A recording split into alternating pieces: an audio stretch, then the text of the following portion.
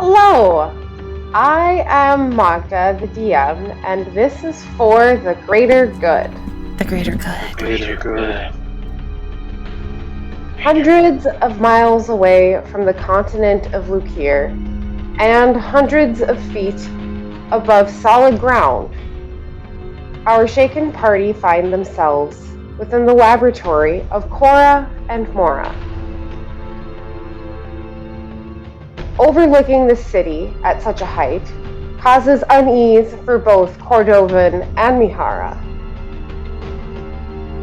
Unbothered, the twins in charge of this city ask a multitude of questions and say that they have found someone who may be able to help them with the mystery ahead, or perhaps she is part of it. Introducing herself as Ileana, she approaches everyone with the curiosity of a young child, eyes wide in wonder at the interior of this place, the same as all of you. While just getting acquainted, the ambassador of the Grey Mother, Valorian Hoarfrost, arrives with the much-needed location that was brought to the attention of the mothers above. Wishing to ease the newcomers from the height, Cora and Mora offer a more comfortable abode to retire to at the very base of the central steeple.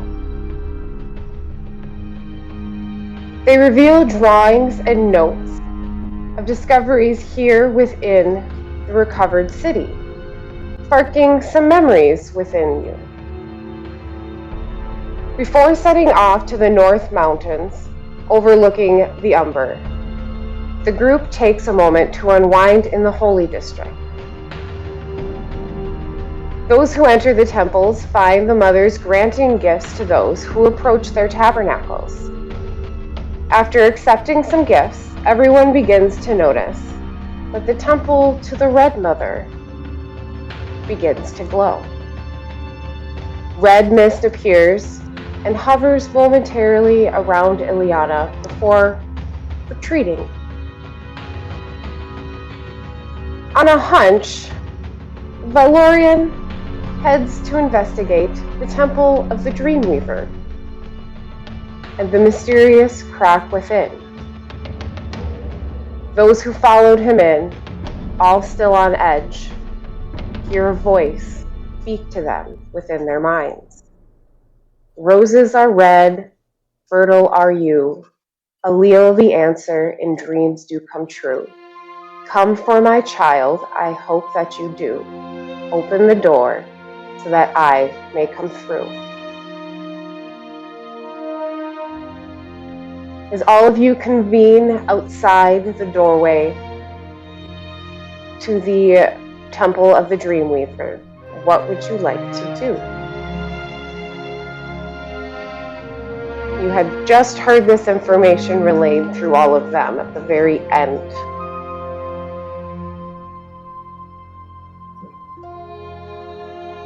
There's that word again. What's word again? Dang it, I had the accent when I was getting ready and now I don't. Which accent were you going for? Irish. You just got to have a little Bit of lilt, yes, I know. Just a little bit of lilt. Are you good now? Yeah, hopefully. Yeah, stroke's Looks over. over at Ileana. What was that? Anyway, as I was saying, that word again, alleles.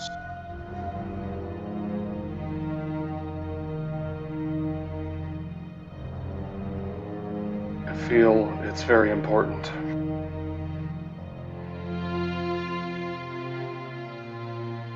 Was that a rhyme? So it had to have been. Any bard would tell you that, I'm sure. I don't think we have. Where's Howard? No, that's right, we got rid of him. We're fine.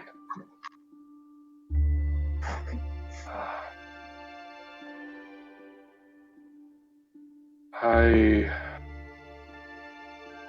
have been hesitant towards the Dreamweaver to begin with, and this warning kind of reinforces that.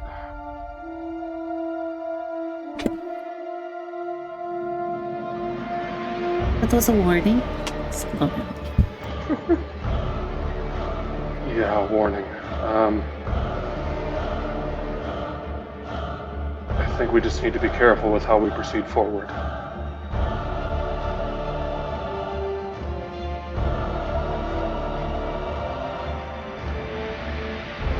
Cordovan, as all of you are standing there contemplating what this means, your hand begins to tingle. That red mist, if you look down at your hand, is just around your hand right now. My hand is in a glove. Correct. Up to my elbow. Correct. It's not around the whole glove, it's just around the hand part.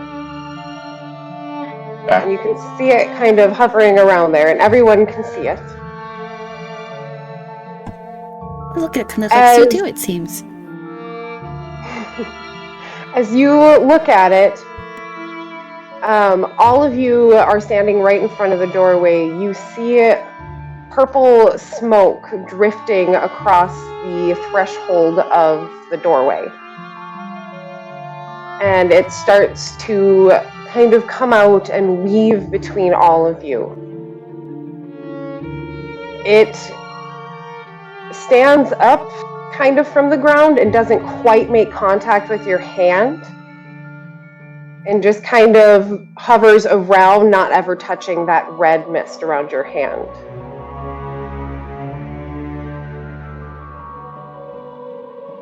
As this is happening, you also see green spores, like fireflies, throughout the air, coming out of the courtyard, it seems, from the central tree.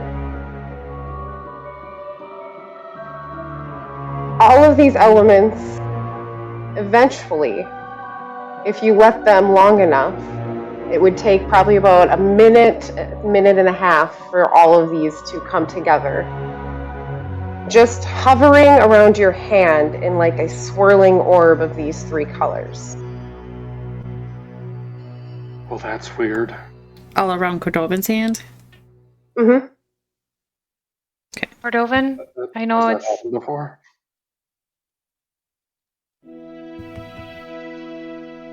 Can you take your glove off? No, they're not. Is there anyone else around? Just Vi, who is Vylorian, who's standing and watching. He's a strong, silent type, it seems. Now he is. He is absorbing this information. Everything is happening at once.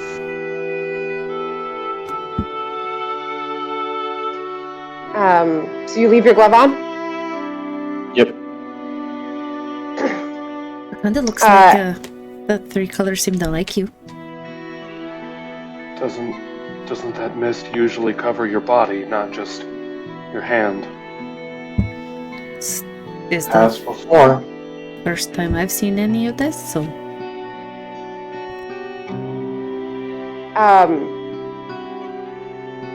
as this happens, you hear a brand new voice. This is the moment I really wish I was better at voices so that all of these wouldn't be so confusing. But for the sake of this is related to the Green Mother. So the green particles that are floating all around.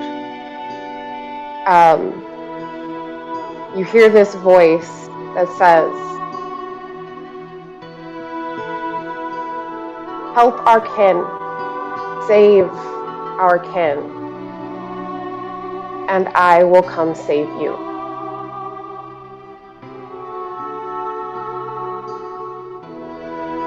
And then nothing. The colors around your hand start to mix.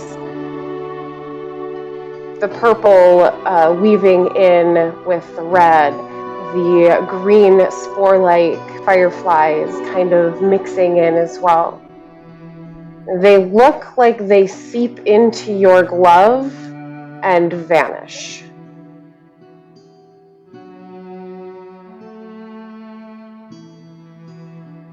Do you do anything? You don't want to take your glove off? You're muted. Yep, I saw that just as I finished talking. Nope, he's just gonna kind of keep staring at his hand.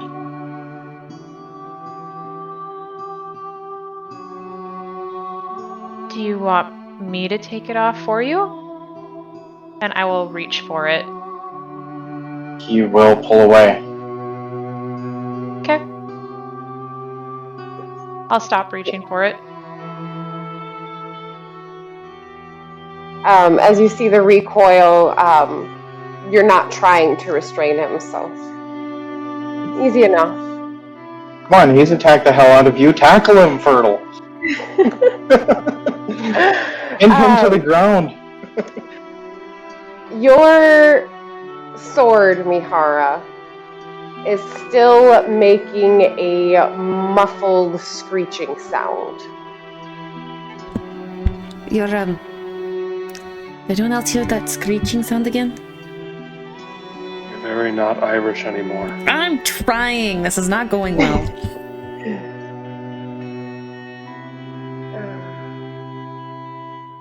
I would like to fiddle with the knob until it stops screeching. Okay, so If I can turn whatever piece that I would normally turn to either sync back up with everyone or not. So as you start to turn it,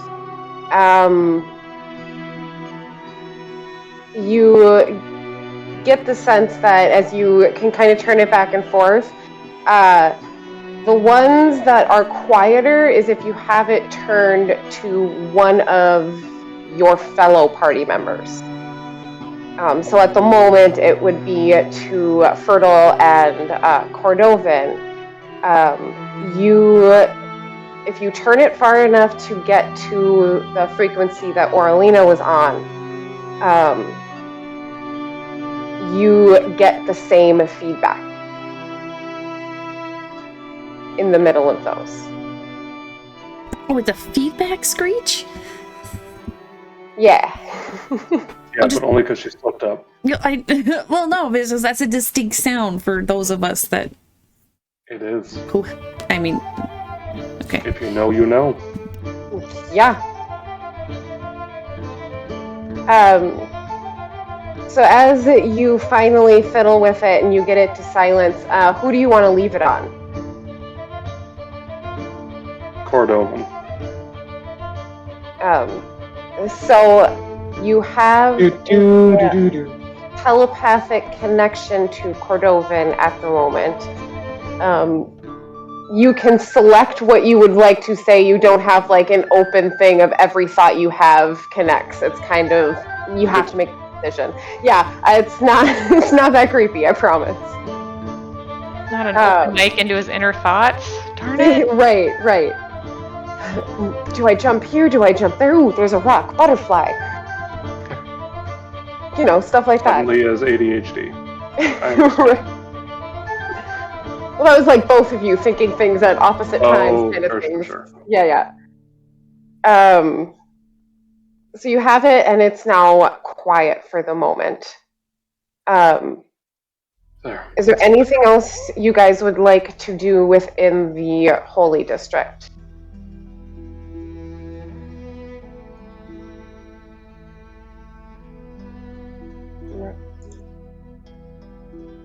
No, I think this has been weird enough so far. I think we have a lot to reflect on. I'll be right back. Look at that. She joins the party and already she's wandering around. It's called a cart food. So to get out of the city, If you guys would like to stay here an extra night, you are welcome to stay. It's called the Gemstone Court. Let me get Foundry back up. That's my notes. So the Gemstone Court is right here at the base. That was where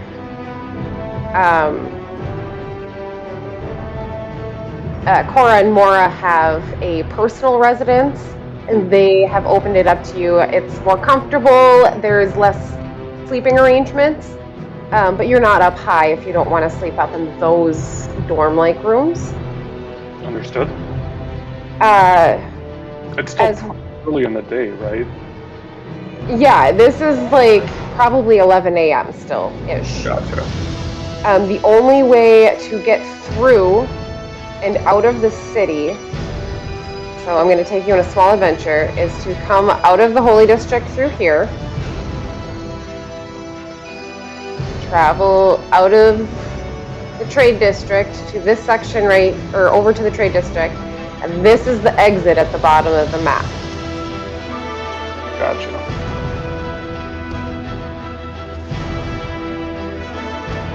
I'm all for just heading out.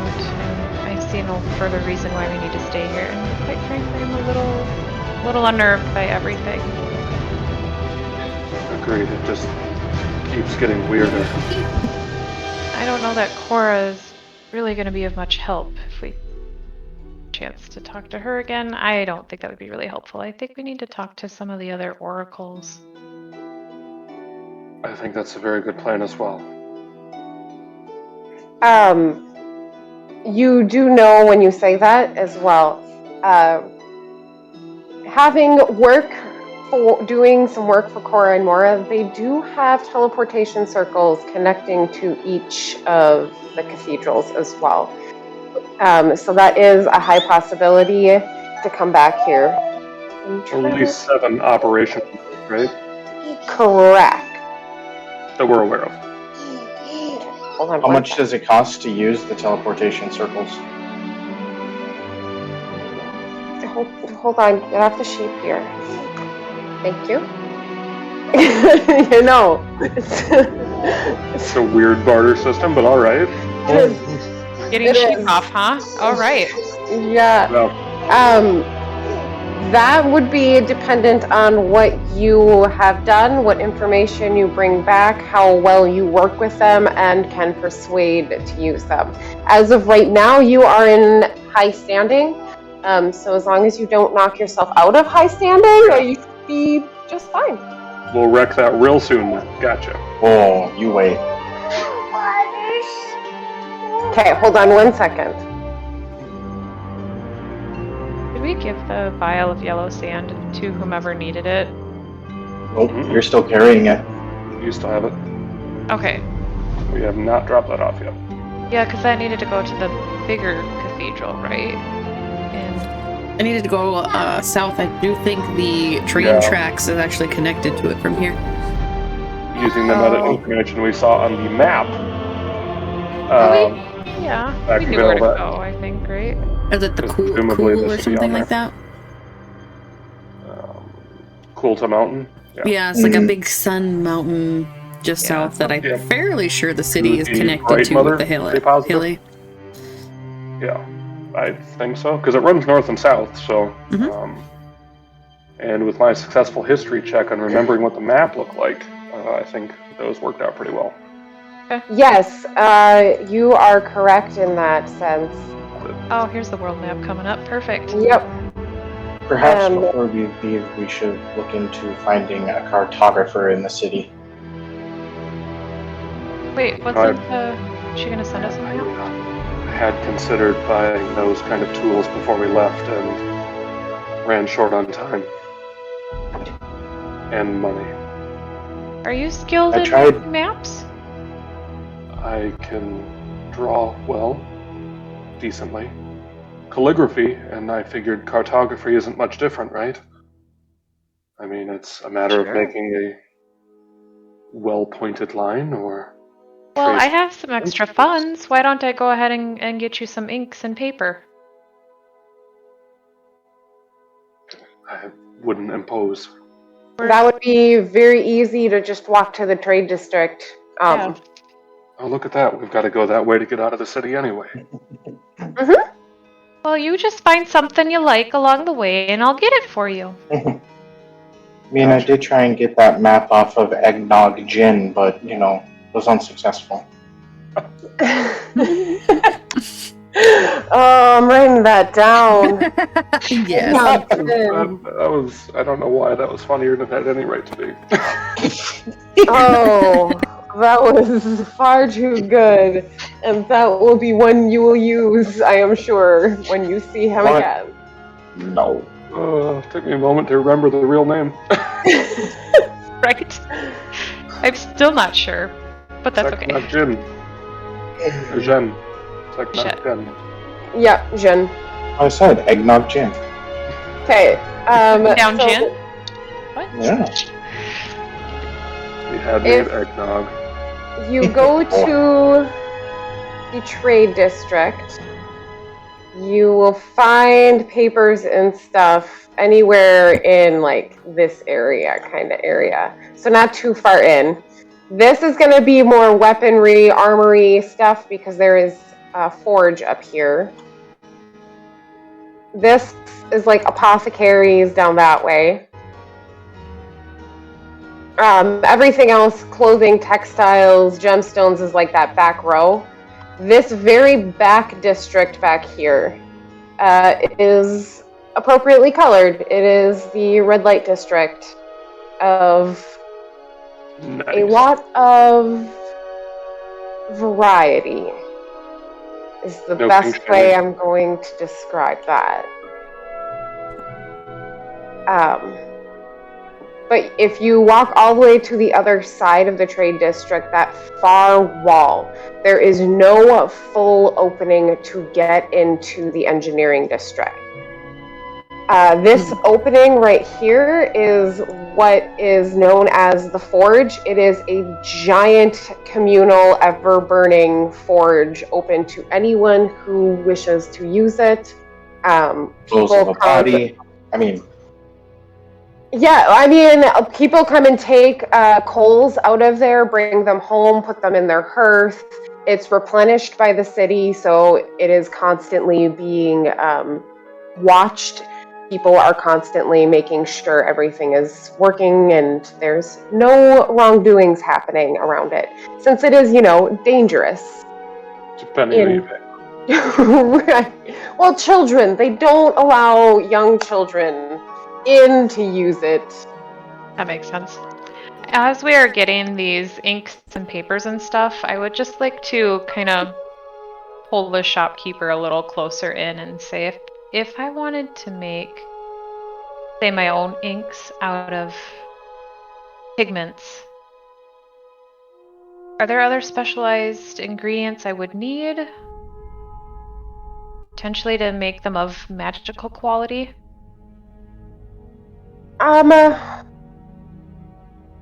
As he kind of looks at you a little puzzled, he's like, well, paints don't usually have magical quality. Usually you have to make the paint and then get it enchanted. He's like, you can have, depending on the types of paints that you're making, yes, there's different ingredients. If you're using it to paint on wood compared to paper kind of thing, it's a different compound that you would use. Are you looking for paper? A specific paper type? Paper, yeah. He has the ingredients to make it. It makes it kind of like a tempera paint. When you mix it, it's more of a powder, and then you mix it with water to activate it. Roll a history check for me. You know what I'm trying to get at? Otherwise, I'll just blatantly. Yes, I do. Okay. So when you see him grab these paints, you kind of are looking at it. You know the pigments you've seen on the envelopes are a little more waxy, a little different. They look more like a wax seal. They're melted, kind of. The way he has to make paints, nothing that any of the combinations he shows you of how to make them will make that consistency of paint. Even making one for sealing wood, more like a tar substance, that's not quite right either. If you don't mention about the religious aspect of it, he doesn't grasp that. He does not work in that area. Okay.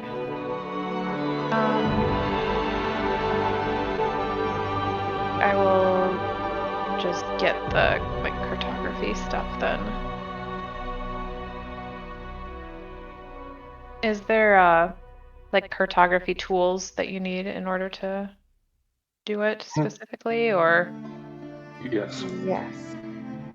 There's a full kit for it. It's got most of the necessary things. Usually comes with a fairly large scrollable piece of parchment, some quills and some ink, so that you can denote landmarks. Okay, I would like that, please. Perfect. It is 15 gold pieces. Perfect. All right. And appropriate use of this will come after our next long rest. Reworked elves. Yeah, that's true. On our way through the trade district, is there anything that would catch my eye on a stand or? Yes, in the sense of right away when you cross over, you recognize that tunnel that you actually entered through earlier. So you recognize that as you keep going in. Yes. Is there any item that might, even if it's just a trinket? When you walk in, it's a lot more bookstores, parchment, stuff like that, dry goods, groceries. So you would see lots of different variety of fruits right off the bat. There is plenty of cart food around, so there are pastries, there is roast meat, all the different varieties. Depending on how far you wander, they didn't go too far. Are you wandering away from them, or are you sticking nearby? Maybe a little bit, because she doesn't know to stay with people yet. Well, that's true. I am currently eating a donut in the cartographer's shop, watching them off the finger. So which way do you head? Do you head towards the outer part of the city? Do you head towards the forge, or do you head towards the engineering district? So where are they currently at? They're right here. Right here. So I probably would have stick around the same area, not real far away, but just kind of something caught her eye and she would have stopped or gone further ahead and didn't stop when they did, kind of thing. Roll perception check. We'll say you get to this intersection. And just look around. Alright, so see how this goes, because last time I didn't like any of the rolls that I did. Still about that way. When you start turning, something does catch your eye. Out of the corner of your eye, you see a ribbon shop right on the corner. It's not too far. There are a bunch of ribbons blowing in the breeze out of this. It was pretty easy to see. A variety of different colors. Some are patterned, some are braided. I see a older woman there, short, kind of 1-inch long hair, and she is a little gnome, and she is braiding some of the ribbons she has together, and she looks up. Oh, can I help you? What are these? Oh, well, they're ribbons. You can do anything, wrap things, put them in your hair, make bracelets. put on fancy clothes. Phone. And don't kink shame. I wasn't. She will look over and she'll pick up things, put them down. I'm trying to debate if she would try to pocket one, not knowing. I think she might. She totally would. Just, like, I'm gonna do it. No, go right ahead. I am going to roll a perception check. I'm going to have you roll a sleight of hand, not because you're trying to be sneaky. Oh, yeah, it's just more of the, like, because she's doing it. She doesn't know. Please be decent or we're going elsewhere. Okay. I mean, who didn't want to break out of jail episode anyway, right? Yeah, right? The little lady goes, oh, dear, you need to pay for that. They're 2 copper apiece. She will look at their 2 copper? What's take her bag. And she goes, yes, dear. You know, your coins. Do you have your money bag on you? Did you misplace it? She will take out her bags. Which one's a money bag? She'll ask. Full on ask this. Yep. She's like, come over here, dear. She ushers you into the tent a little way, so you're not doing it in the street. She's not just like emptying out a coin bag in the street. Sorry, what was that? No kink shaming. But I mean, yeah. Brings you in, and she has a little table with ribbons on it, and she has you set it down. She's like, well, usually it jingles. Do you have one that usually jingles? She's gonna shake the bags until one jingles, yes. Do you have money on you? I do have some. Okay. I think it's like 25 gold is what she's got. Just kind of shies this lady out of 2 damn copper. Shame on you. No, she'll at this rate, she might just hand the whole bag over. I feel like Cordovin was bad. she does see how you're struggling. So you finally find one that jingles, and she's like, yes, now open it, take one of the coins out.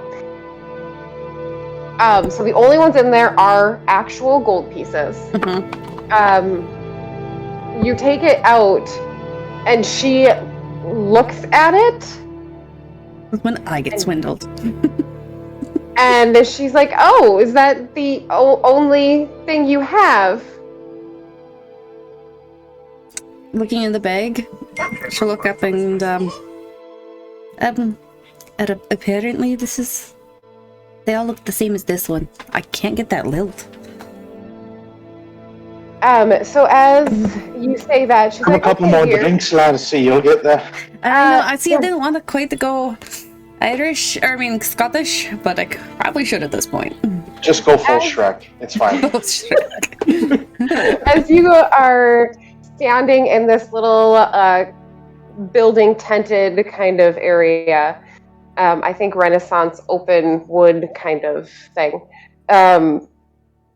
She takes out a little scale, and as she does this, she's taking all of these out. She takes out a pouch of her own, and it also jingles. And she takes out a different piece of gold of her own, and she puts one on each side of the scale. As she does that, I want you to roll. We're gonna do a wisdom check on this one. Okay, just a straight wisdom, not like a perception or insight. She's using gold-plated lead. We're gonna go perception, I think. Perception? I was just gonna go straight, but that's not quite memory, so yeah. Okay, so as she sets them both down, you look at each side of the scale. The coin she has these carvings on it. indicating that it is a gold piece, it is minted by the crown, kind of thing. It's, decorative. You look at yours.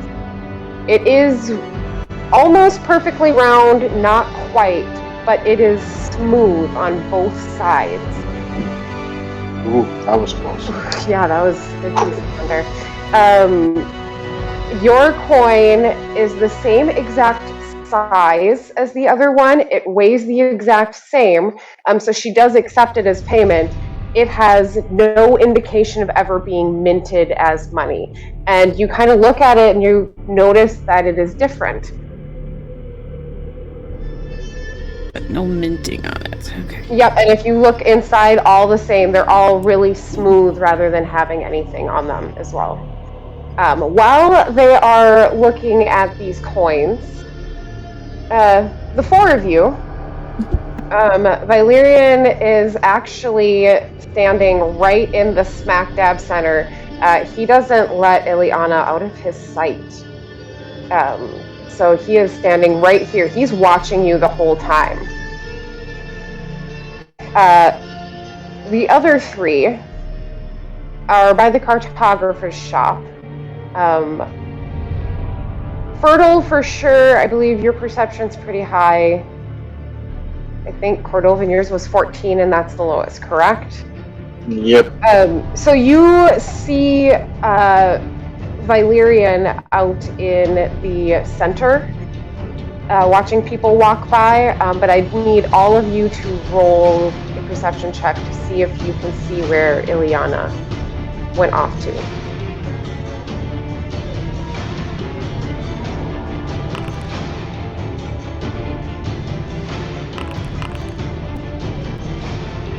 Thank you, Fertile, by the way, for the tools. Oh, of course, it's my pleasure. I can only imagine having a map of all these places I feel we're going to be adventuring to. I feel like it's Invaluable.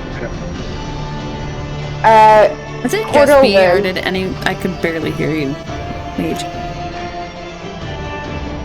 I'm sorry, I can try to stage whisper louder.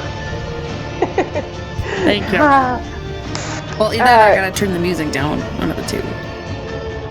So, Cordovan, you are Or both. highly distracted about your hand, and you have been staring at it the whole time. So you are just strictly following Fertile and Mihara, knowing that you trust them, and you don't notice much of anything. He turned around and waved at the shop owner, and the donut around his finger flew off into the shop.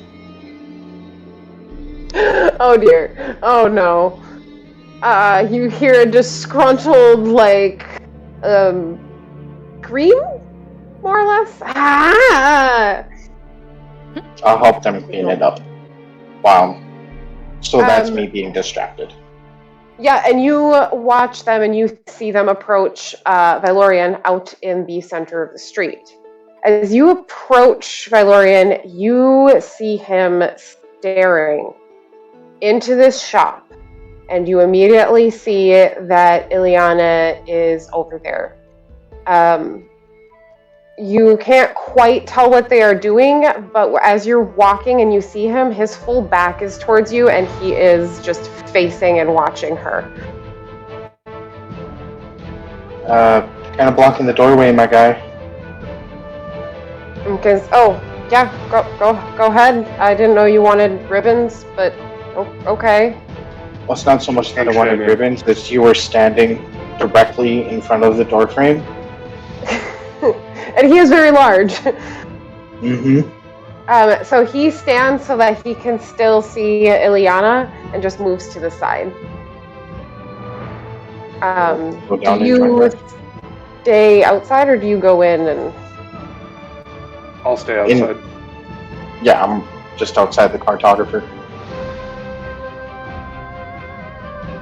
As you're in there, the very kind lady gives you your change back. So now you do have denominations in silver and copper. What ribbon did you end up purchasing? I should ask, what color? Is there design on it? Probably If there's a shiny one, and then if it had a design on it, just whatever's the most eye-catching. Well, we're going to say it is blue and yellow. So the yellow is trying to imitate gold, but it's not quite. It has like a metallic-ish kind of sheen to it, and it's kind of woven through the center of the blue part. Sounds good to me. You just shopped at the copper store. The Copper General.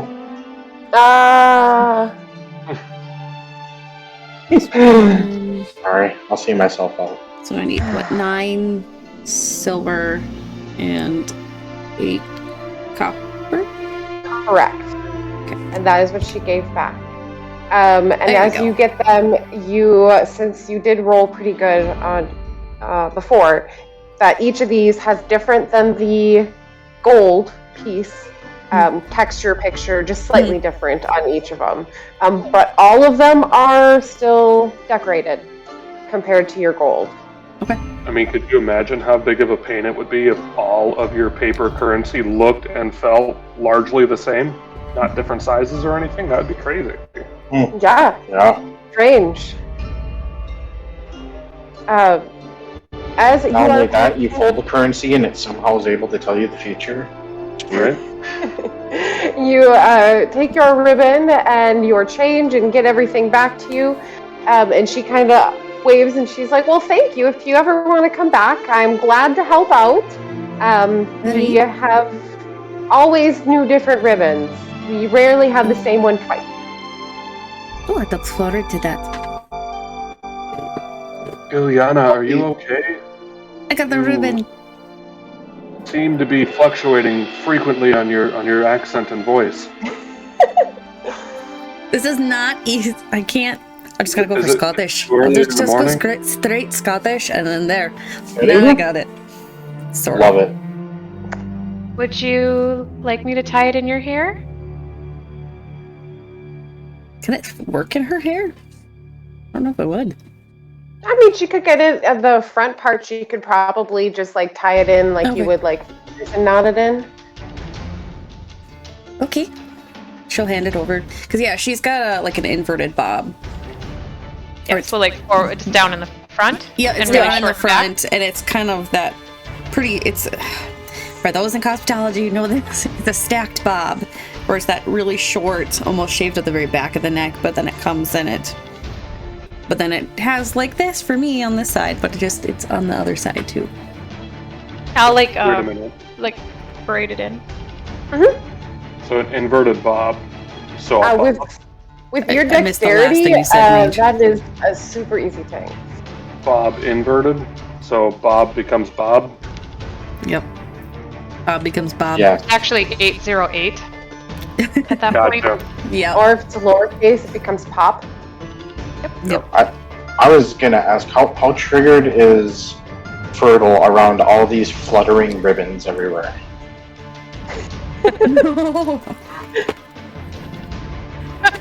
Like, is she tying the hair but like out of the side of the eye, just watching the hell out of that stand?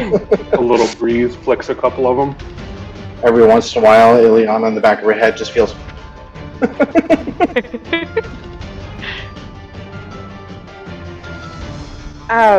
So as you get the beautiful ribbon in her hair, avoiding distractions,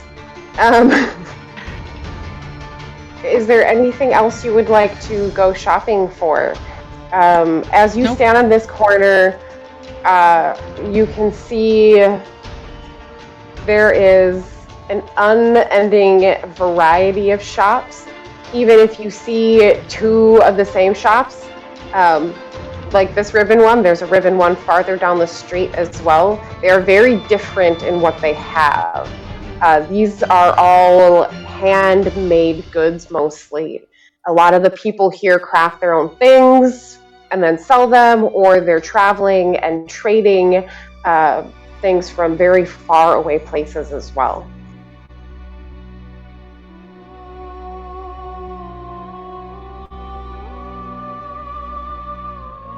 Nope. I don't need nothing.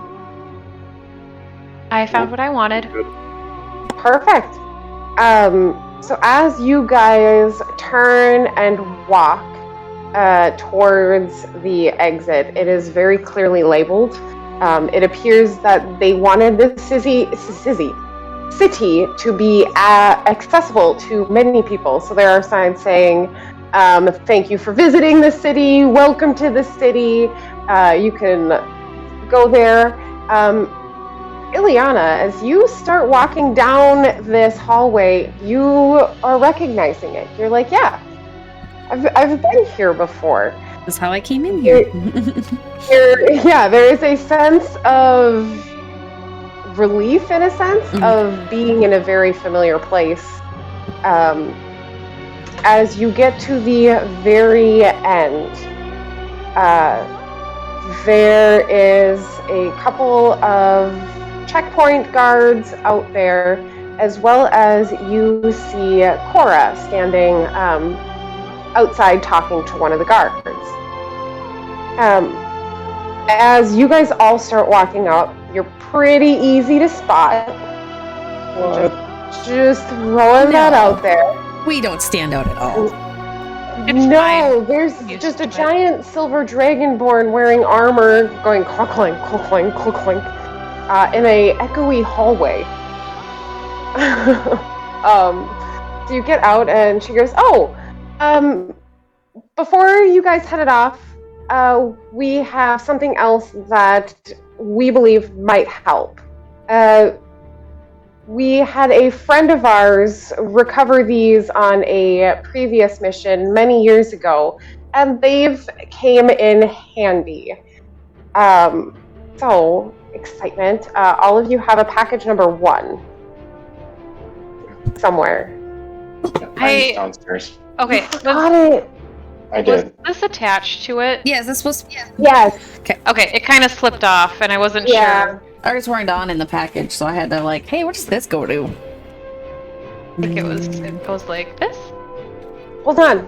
I will rescue.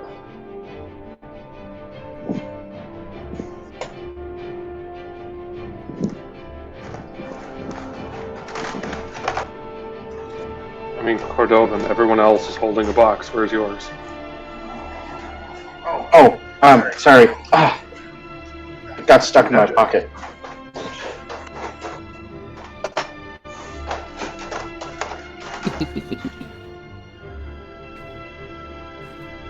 Little do we know, this is actually a magical bomb, and Right. we'll be beginning our new character soon. Right. Right. Tick, tick, tick, tick. No, so you can open it. The little of a scroll will tell you what it is, and the little rules that go along with it. Ooh. Okay. And when you see what it is, you will understand its abilities. Can I read this or open the thing first? Either way. All right, I'm gonna read it out loud just for those at home. Oh, yeah. Is it all the same, or? Yes, they're all the same for this one. Arcane Torch, a black rod with an activation button on one end. When activated, it casts a blue light functioning as the spell Identify, not effective on living things. It may be used once per day and lasts for 30 seconds, 5 rounds. I like the DM hint that says be ready to take notes when using this item.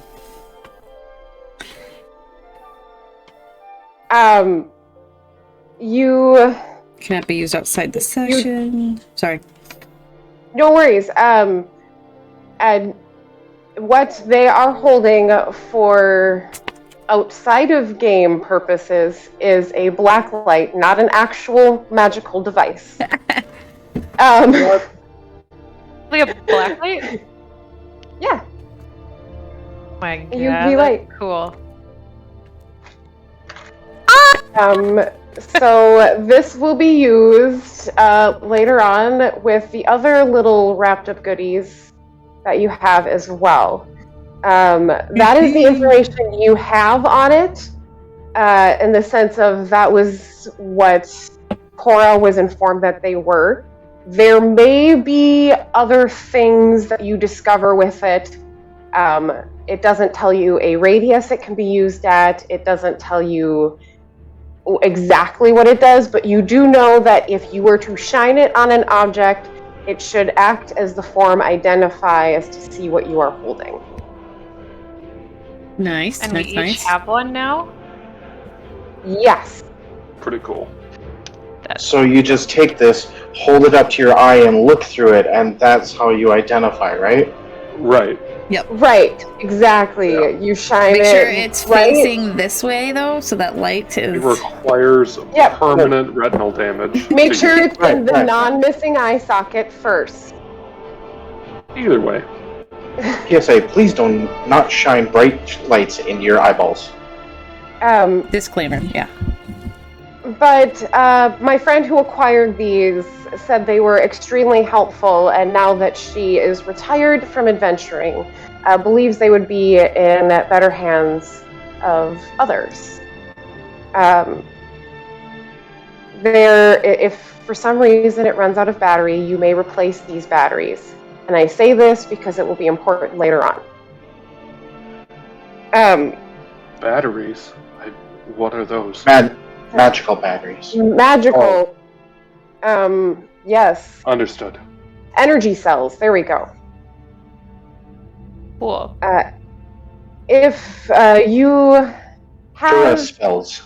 You need to put in new Dura spells.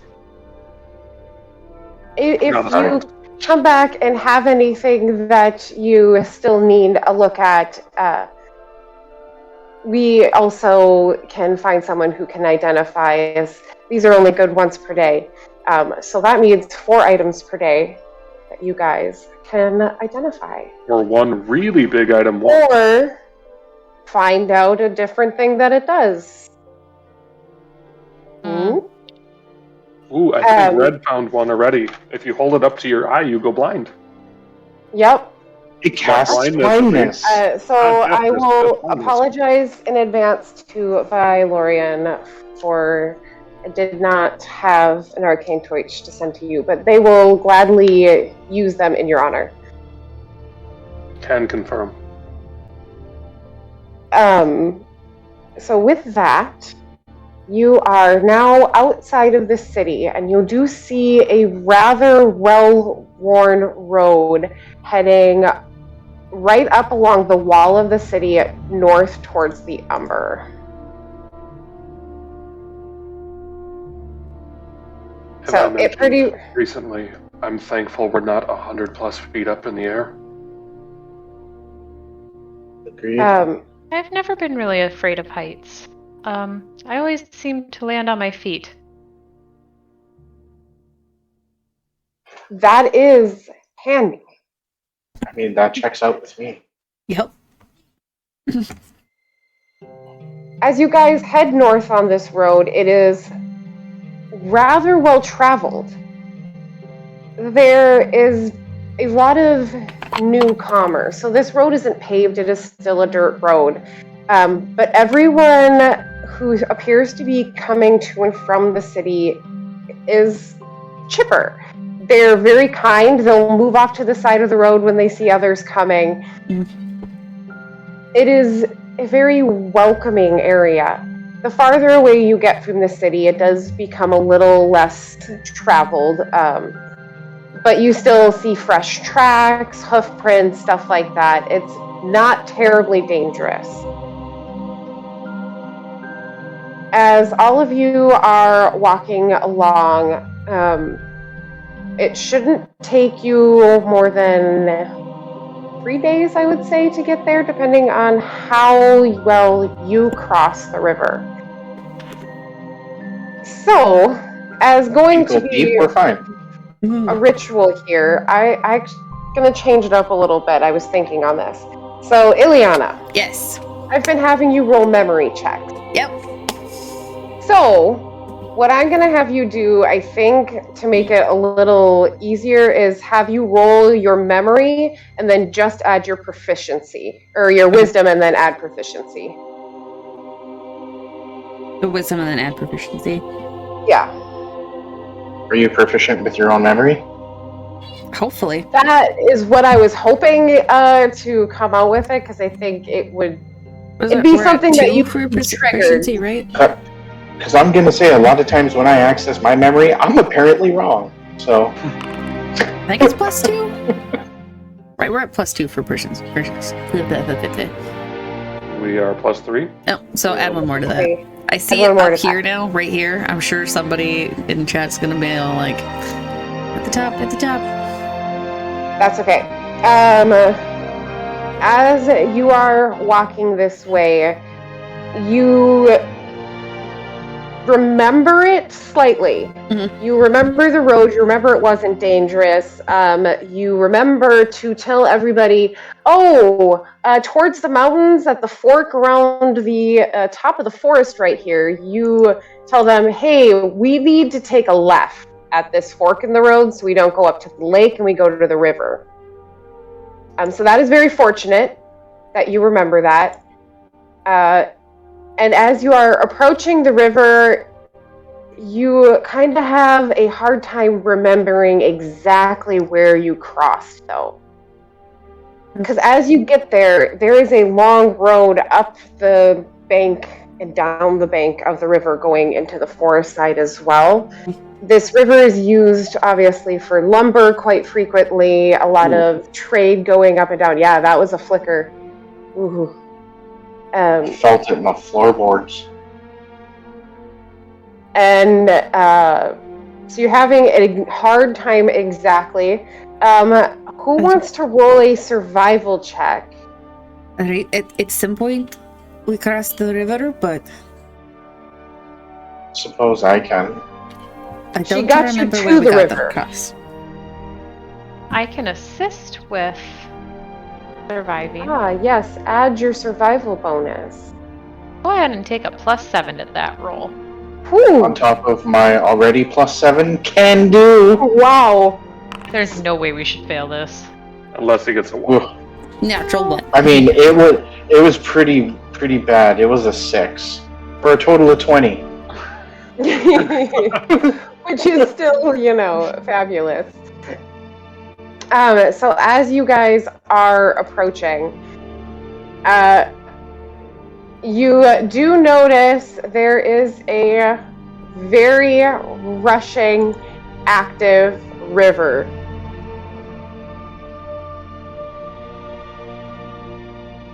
And, I need to add an object in here.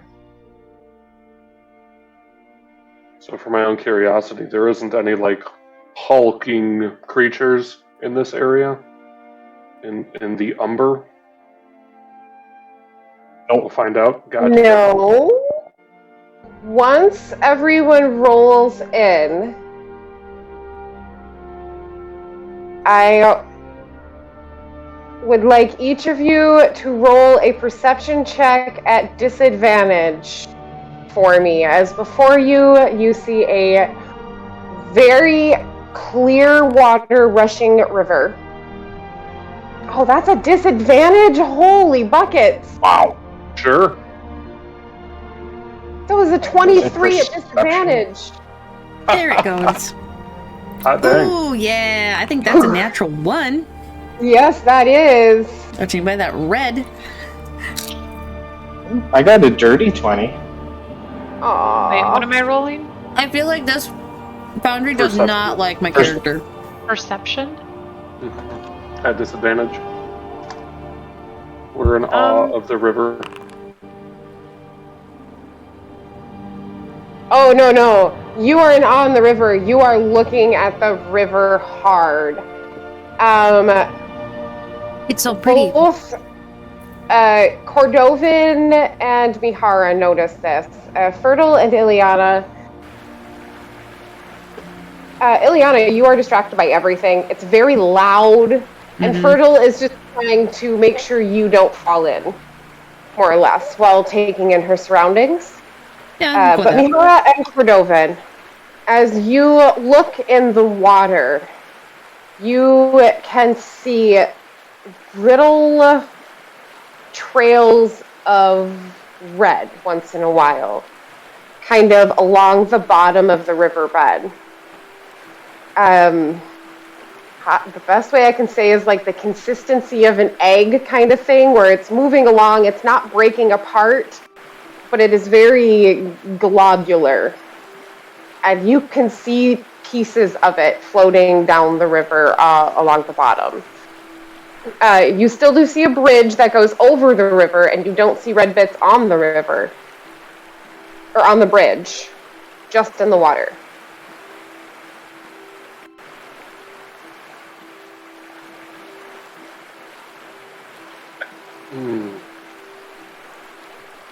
Not even sure what to make of that. Cardorgan, do you... What is that? Oh, I see it. Do I know what this is? Is it natural? Roll a nature check for me.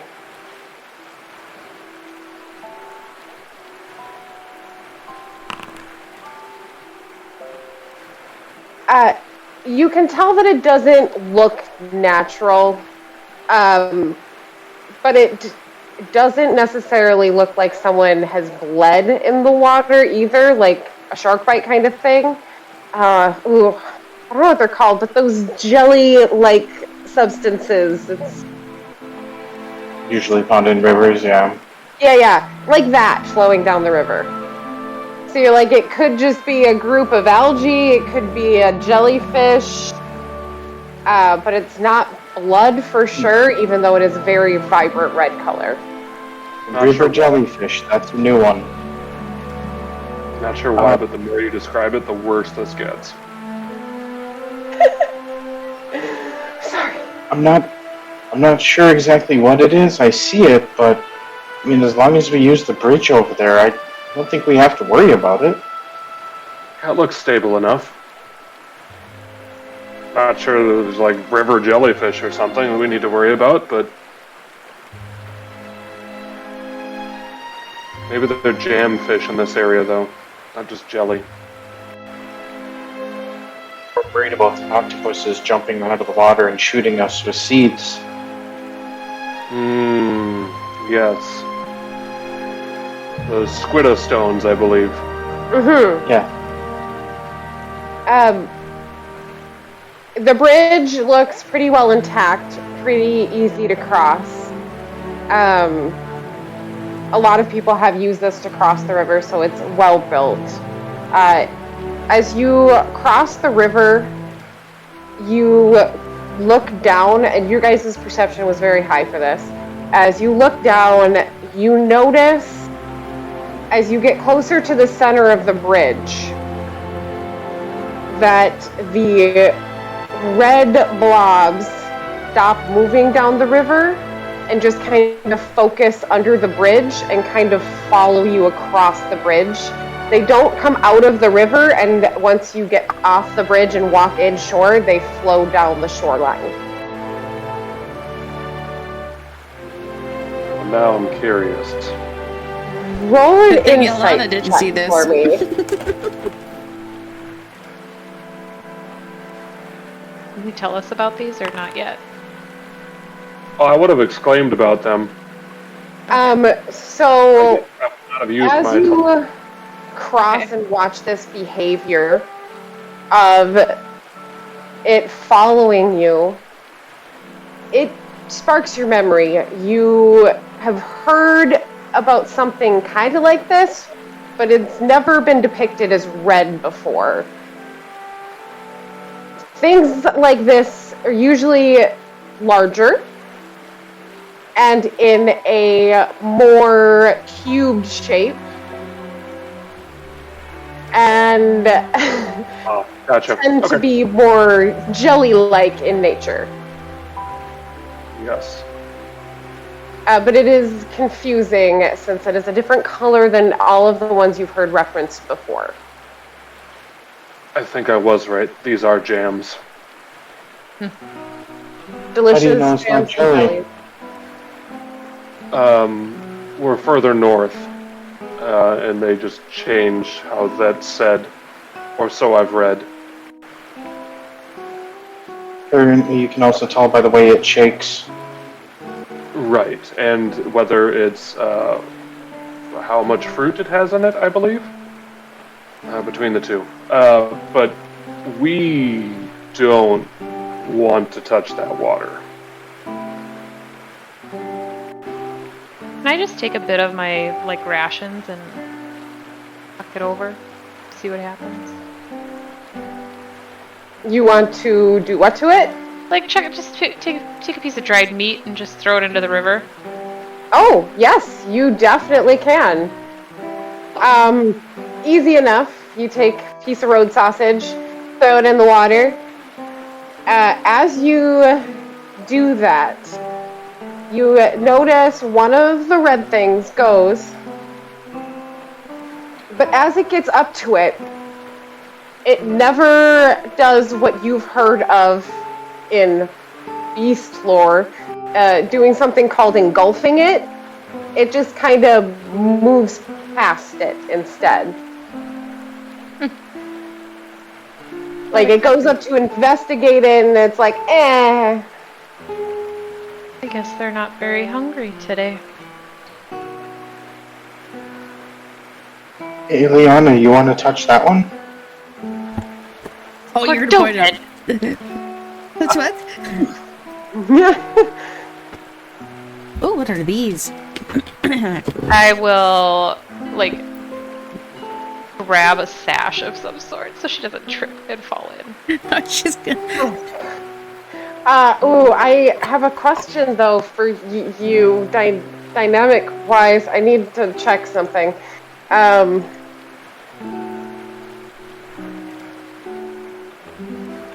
this is how you played your other backup character. Right?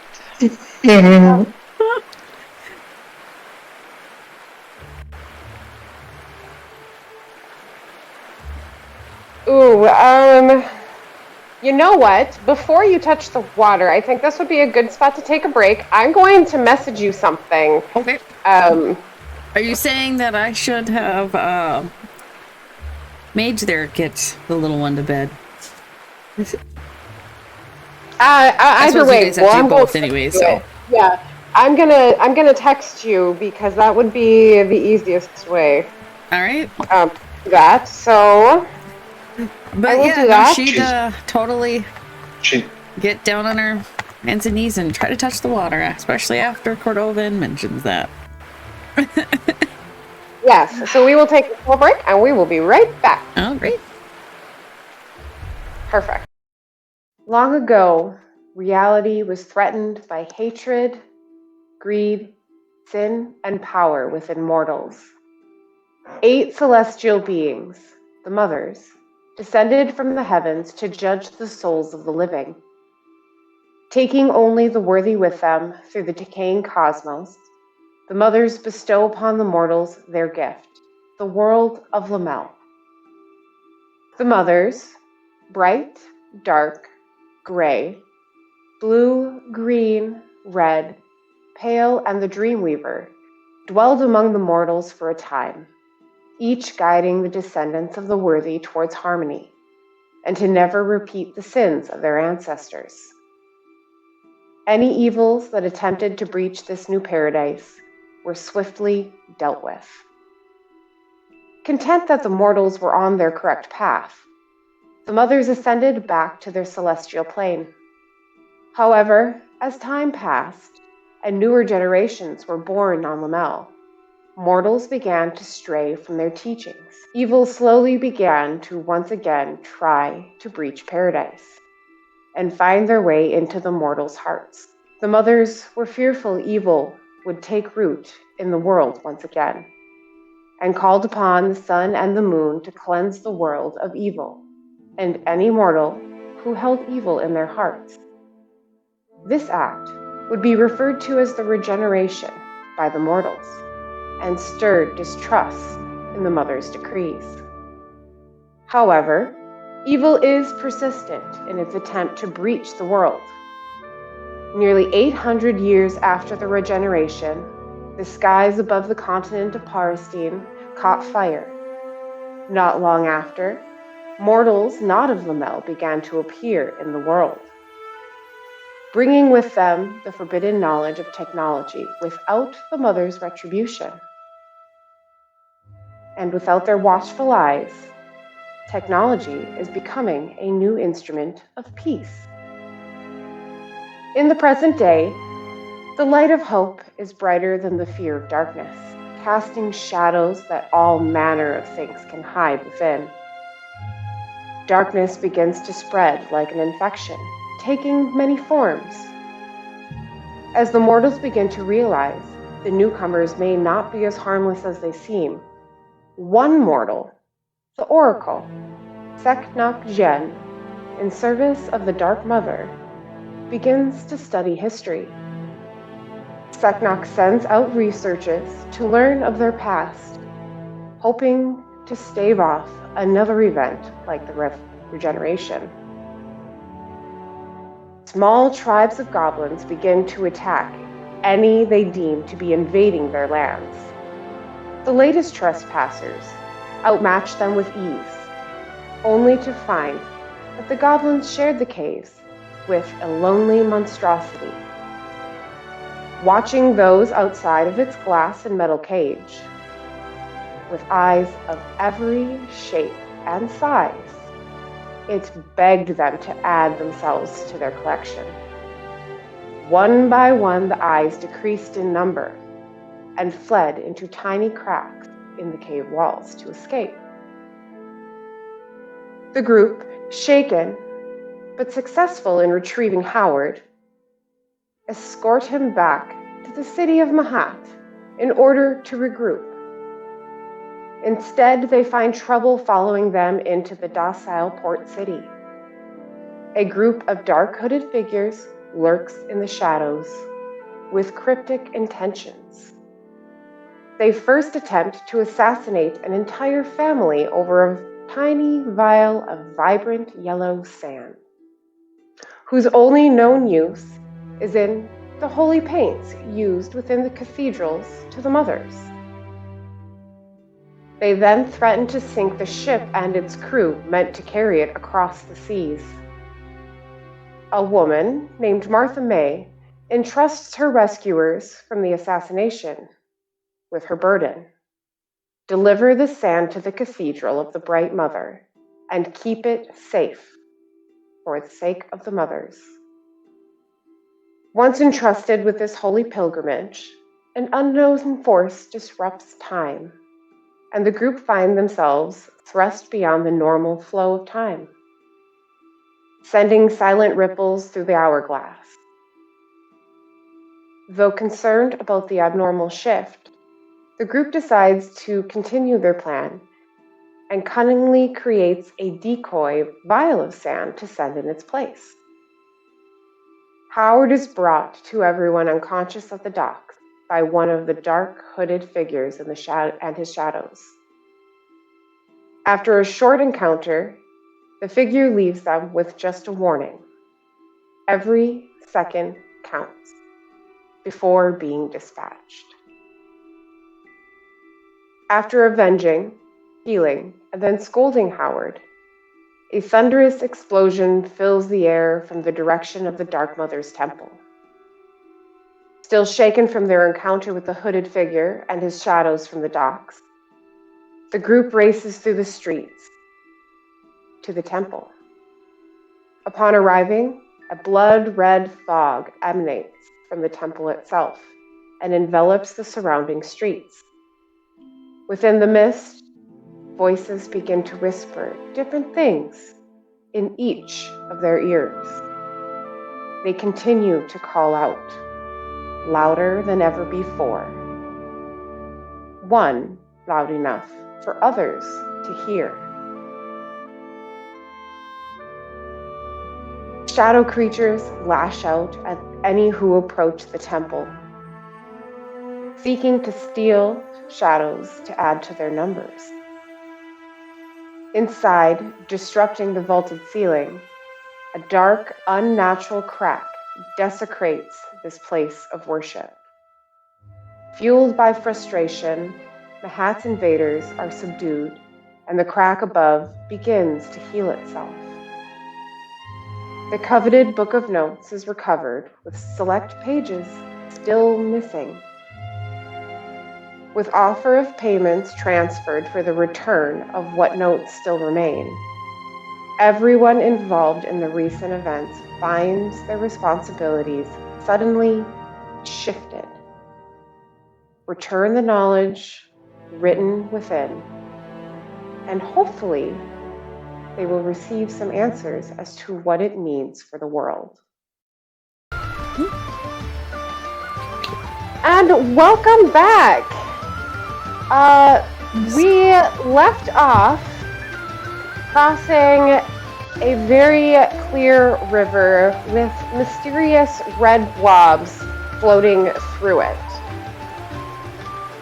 Curious as to what they are, we have elected Ileana, who thinks it's just a fabulous idea to figure out what things are, to reach into the water. As you notice, she approaches the water. They slow down and pause at the shoreline. You reach your hand in. As it moves forward, I will give you the option. Do you keep your hand there, or do you roll a dexterity check? I have my hand on her too, so like if anything nefarious happens, I am preparing to pull her back. She totally Then I keeps her hand there, by the also way. leave this. So you keep your hand there. So then Fertile, since she does not pull her hand back, you see the red blobs. A couple of them. Let me roll to see how many. 3 of them are moving towards her hand, not at a outrageously fast pace, but they are definitely closing in. You would be able to react now, otherwise, do you let her keep her hand there? My God, I didn't think you would actually I do don't it. Get your trust hand them. out of the water. I will pull her back immediately.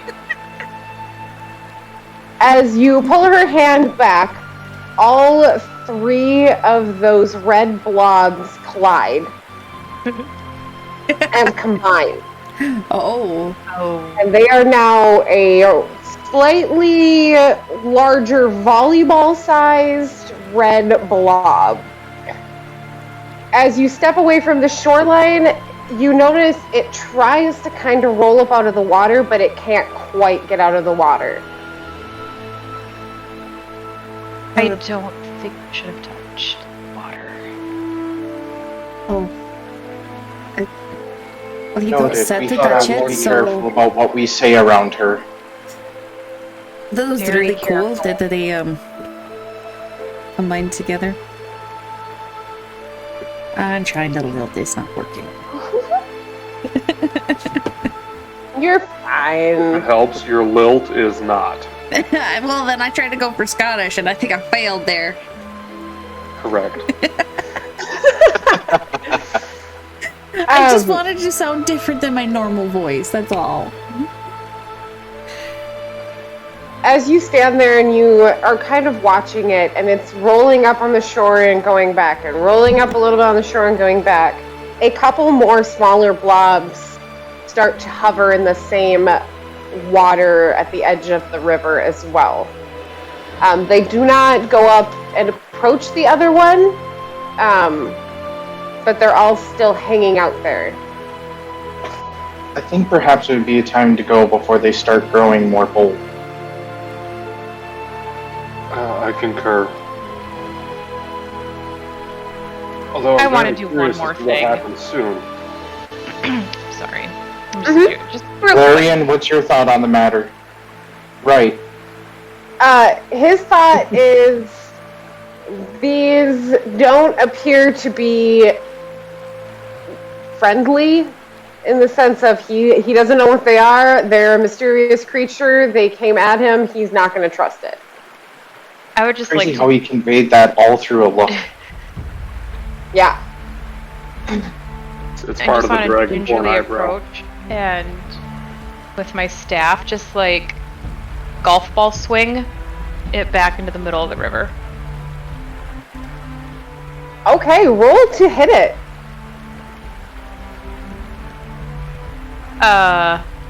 With Should my I switch to combat music Yeah. now? No, don't even roll to hit it. What's your plus to hit? that's a good question. I feel like, is it showing the thing? It should just say Oh. Should be 3. Dex modifier for you. Yeah, I Dex plus your weapon alone has plus 3. 9. I think it's 9. Yeah, Plus 9. hit it, no problem. So as you hit it,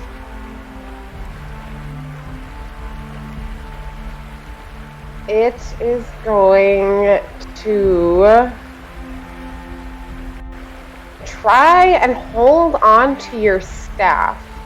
I need you to make a dexterity saving throw. This is a bad idea. Sorry, guys. Oh, you just made it. So as you swing, you notice it trying to like move up your staff a little bit. So you give it an extra little hard flick right at the end, and it flies off into the river, hits the fastest part, and just immediately flows down. 12 is what you needed, and you got a 12. Oof. I think we're done with this guy. I just didn't want it to come up and attack another traveler. Fair enough. It was really trying hard to get onto shore. Did you see how it's stuck to the end of my staff? Yeah. Unfortunately. Yeah. Definitely can confirm these are jams now. I don't quite understand what is that. A not very good creature.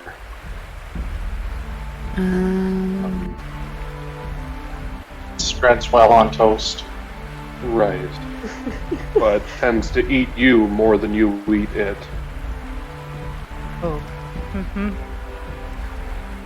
So as you guys shy away from the shoreline, the sun is beginning to set. There is a road that cuts sharply north from here, leading up towards another river, which you guys will make tomorrow. But you don't make it too far from the bridge, where you find a very well-used camp area. Looks like maybe 2 or 3 rings, campfires that have been used multiple times, fixed up over the years. It seems frequent that people camp on the side of the river during their journeys, having that fresh water nearby. But you are welcome to use this and set up camp for the evening as well. For the sake of this, doing only 2 shifts of watch, Vylorian will be taking one of them for you guys, so only one of you has to take watch for this round. Okay, I'll take it. Sounds good. So as you guys approach the campsite, gather a couple bits of wood, you can find a small stack of mostly dry wood set off to the side a little bit covered to start you guys off. You start to settle down for the evening. As you do, you see a reflection of light streaking across the entire continent. As you sit on the banks of the river looking back towards the city, the giant Hele train approaches the central station. Even from this distance, it is extremely noisy. I don't remember the sound stuff. I've already forgotten. I can do it for you. Could you assist me? You knew I would need help. Thank you. And you can hear it from the distance. Terribly loud. You can only imagine the sound it would make within the city itself. As it gets right over the walls of the city, it begins to slow down, and you can see the sparks coming off of the bottom of the rails as it begins to slow. Even from this distance, it reflects off of the edges of this train. From here, it looks like a very long snake, but with the metallic, it looks like fireworks all along the sides of it. Once it finally gets to the station, it stops. And as the sparks fade, so do the lights. And it is now just a long, dark shadow splitting across the sky. I feel very glad we weren't in the city when that thing arrived.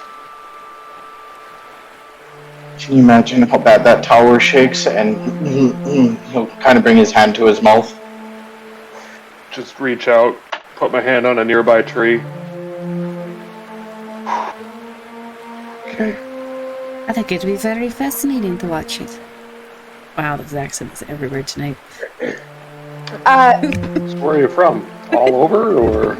Since this was recent for you, Ileana, you do recall that the people you traveled here with headed to that very station and were staying there until this evening because they had plans to board the train, going up toward the... You did not. You left who they were. very quickly. They were traveling up north towards Levette, going northward on the train. You don't recall much about it, but you know that they had to wait there to get on because the train only is there every few days. Mm-hmm.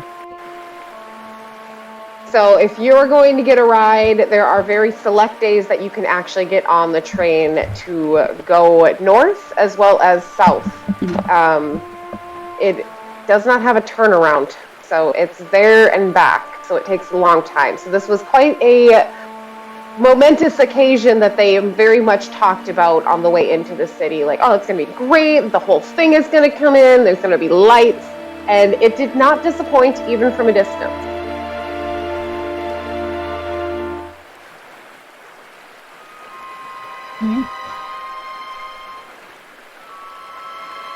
As you guys are now in the quiet with the rushing water to lull you guys into a calm for the evening, is there anything you would like to do or discuss? I would like to make dinner. Yes, I definitely. would like to do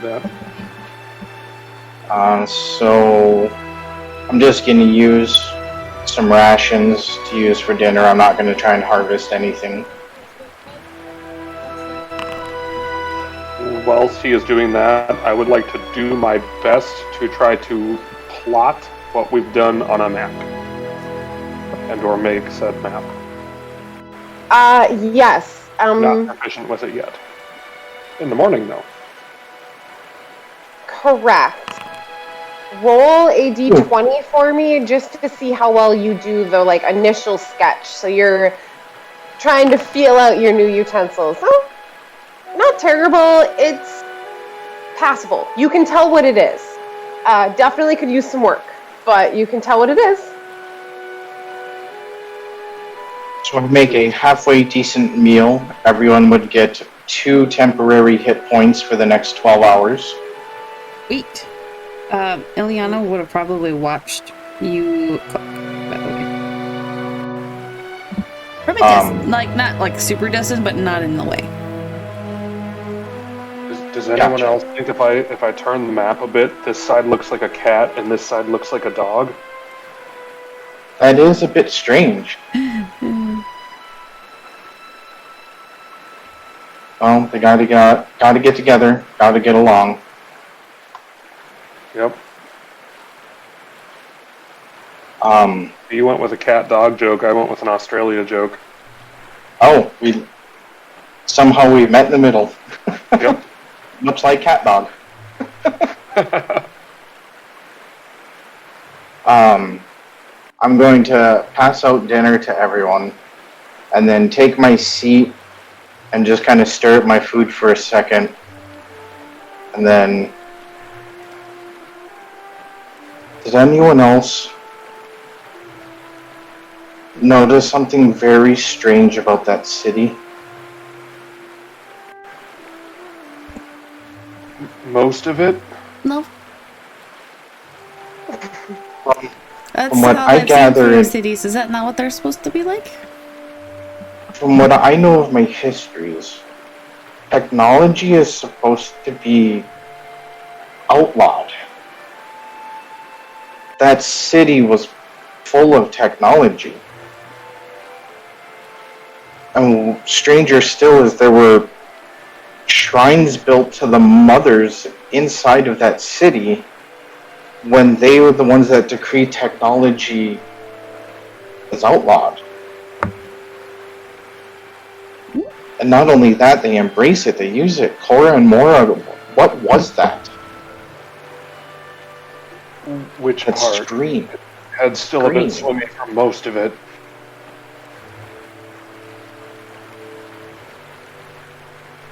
So I would like everyone to roll a history check at advantage. Is mine at disadvantage? Or am I not part of this? I will have you just do a straight roll of history. Did that go? It did.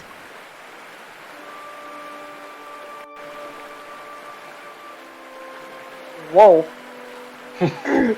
So Fertile and Cordovan.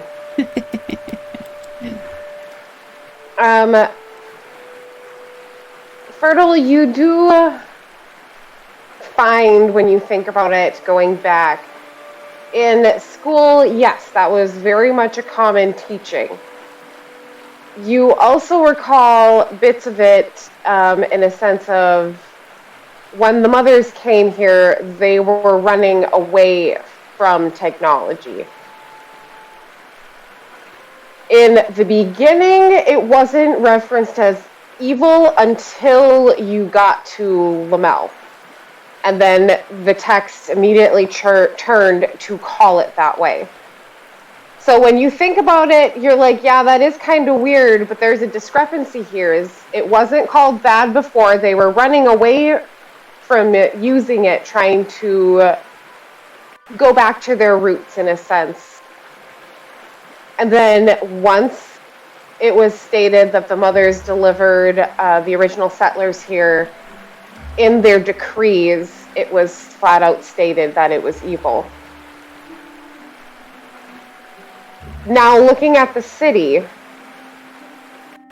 knowing what you do of that all of the oracles got together and talked to each of the mothers, and supposedly it was approved to build here instead of to destroy or dismantle it, to investigate it, to research it. You remember hearing about it from higher ups around, saying that some of them didn't approve, a lot of them were very skeptical, but most of them just accepted it in the sense of if the mothers say it and the oracles, they trusted them, it has to be good. Cordovan, you didn't have so much of this upbringing. But from your family history with a couple of the mothers, and just knowing from word of mouth, you kind of have the raw form of it. You know that different technologies that were embraced were the cause for destruction. A lot of the ones you were told about cast strange lights, made very loud noises, were often bits of metal rather than being stone or wood. You have also heard specific tales of the mothers striking bits of technology down. And your family has seen this firsthand. once in a while, you'd see something like a shooting star across the sky. And a couple of times, you have known people or family members have recovered bits of burned metal in the ground in a crater of what has fallen from the sky. What you assumed was technology actually smited by the mothers themselves. So seeing something like this intact, whereas everything else you have seen that's been metal or had wires of some sort sticking out of it has been destroyed and unusable. Even a lot of the metal pieces you guys have found, the rusty cylinders and stuff like that, it's all been destroyed so that it can't be used, and it rings really wrong that there is an entire city that is starting to resurrect it, more or less. I relay all of that. All of that.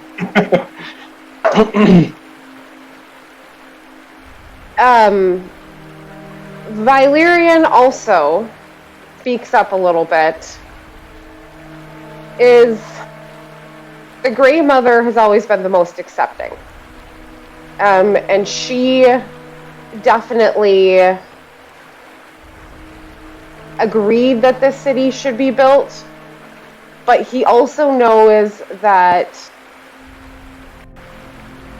the building itself of this was highly watched by all of the oracles specifically. That if they were doing something that triggered one of them as wrong, the whole thing would have been brought to a halt. So he is trusting in the sense that it was maybe quoted evil at some point, but he believes that their work on it is helping purge whatever evil was in there. That was his role.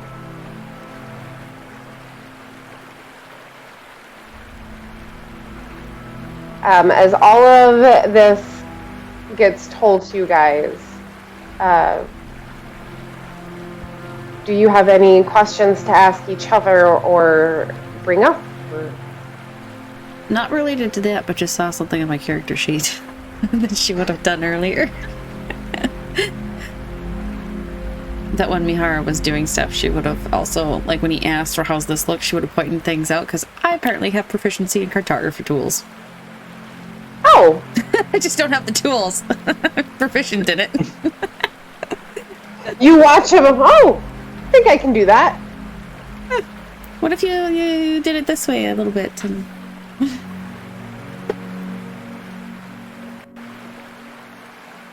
we'll have... So we're not going backwards on it. We'll just have you roll advantage when you try again. Mm-hmm. Sure. Mihara. She gave you some pointers. That works for me. Mm-hmm. I guess I don't see any of that would be evil or bad.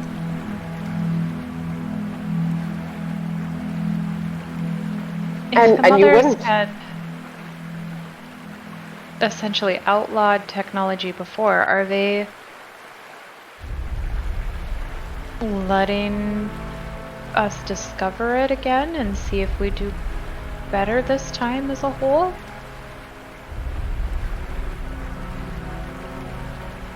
I believe their plan is ineffable. Are you also suggesting that they're infallible? Or that they are fallible?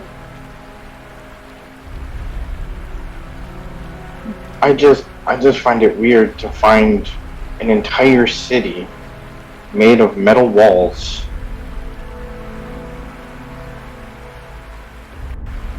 Yeah. And the mothers being okay with it.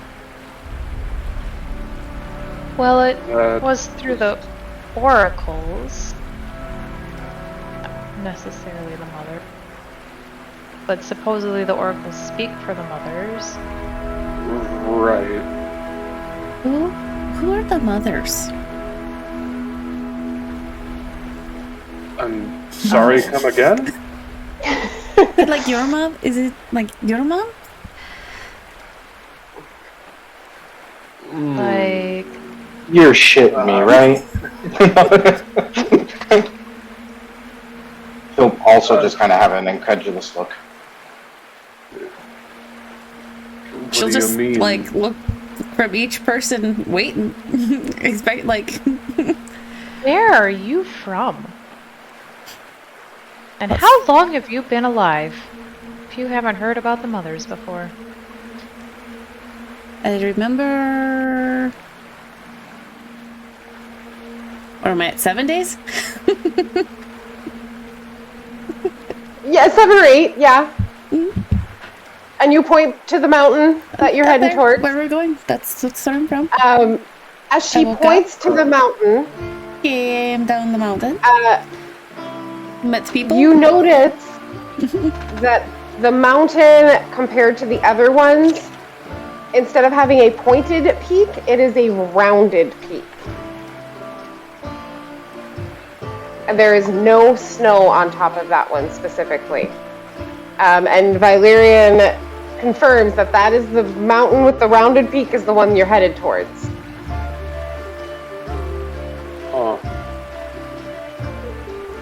He looked do any older of you days, right? Like, Definitely thought this day couldn't get weirder. She looks to be an adult.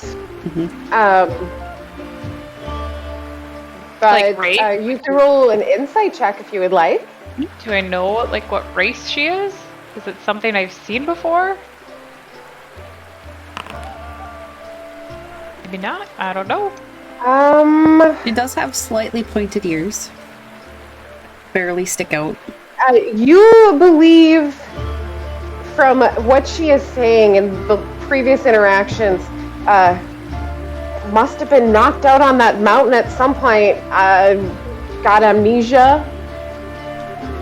As far as you can tell, she is genuine. She's telling the truth. Must have amnesia from something, and it's like talking to a child learning what's around her again. Sorry, just not sure where to start. The beginning? So that's definitely an option. Do you explain it to her? Yes. I would say yeah. Well, Just that there's 8 mothers. They're the gods that we worship, more or less. The goddesses. They're goddesses. Each has its own role. Each has its own beliefs and tenets that each of their followers follow. You really didn't know any of this? As I thought everyone knew this. you're going through this, you get to the point where you're talking about each of the 8 of them having their domains, and you kind of touch on each of their domains. The more that you talk about that, Ileana, I need you to roll another wisdom with your proficiency, so +3. You kind of start to space off a little bit.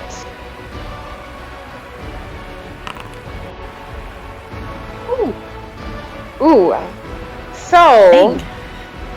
as he's saying this, you start remembering things.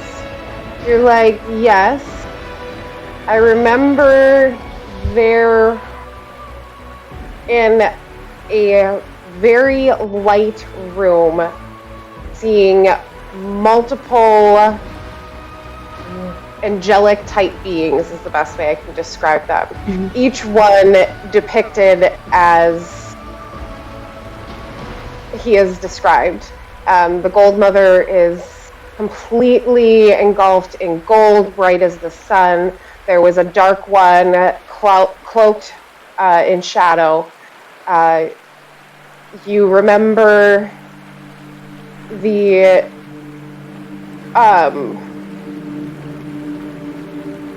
those beings being around the room, so it's like from your eye perspective, so you can't see all of them at the same time.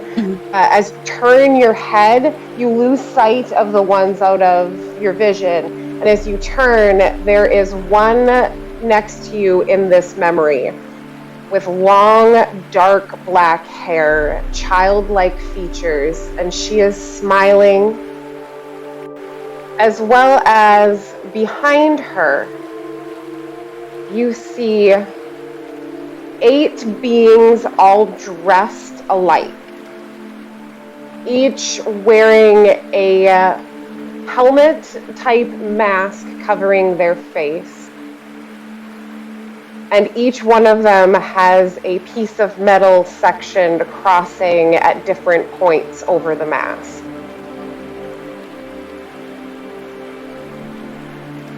As you remember this, and he asks you if you remember them, you don't remember voices. You don't remember who they are exactly, but when he says what they look like and what they represent, you're like, yes, I felt that with each of them. Each one of them didn't feel like they were going to be mean to me. It was like I was accepted, and that each one of these beings was a good being. You had a very warm and comfortable sense. You kind of come out of it, and how do you respond? You rolled very well. Yeah, I did. That was all but short of a natural 20.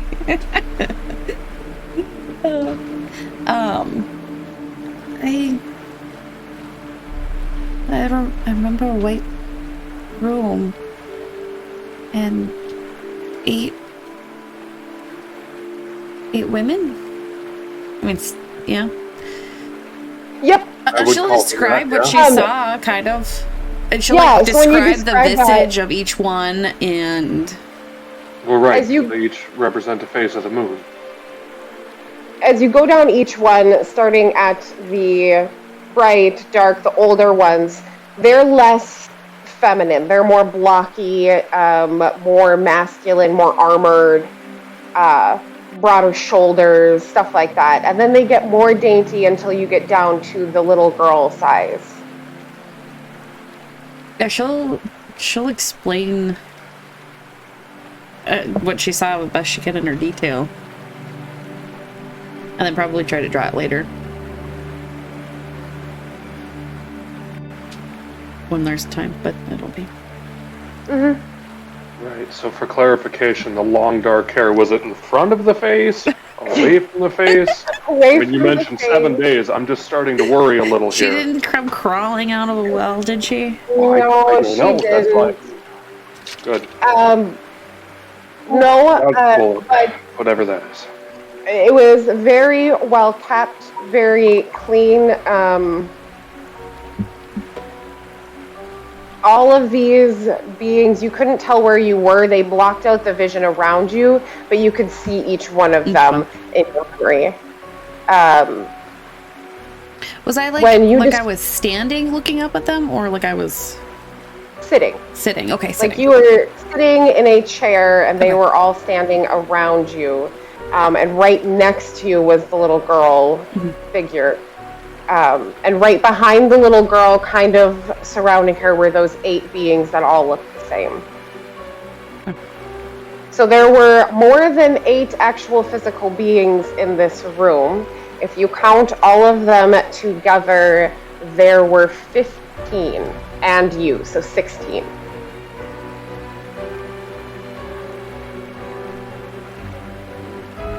Yeah, I will describe all of that, kind of in that, as you remember, kind of like, and then I remember this, and then behind her there was kind of soft too, but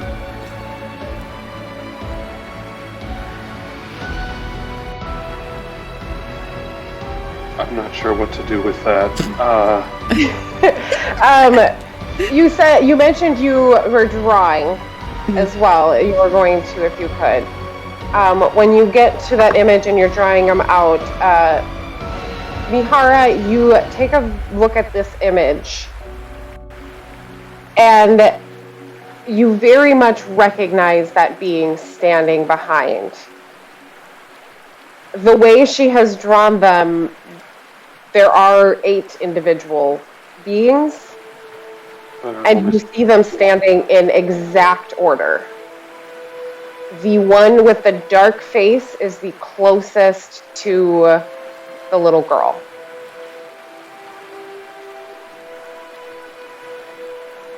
Gotcha.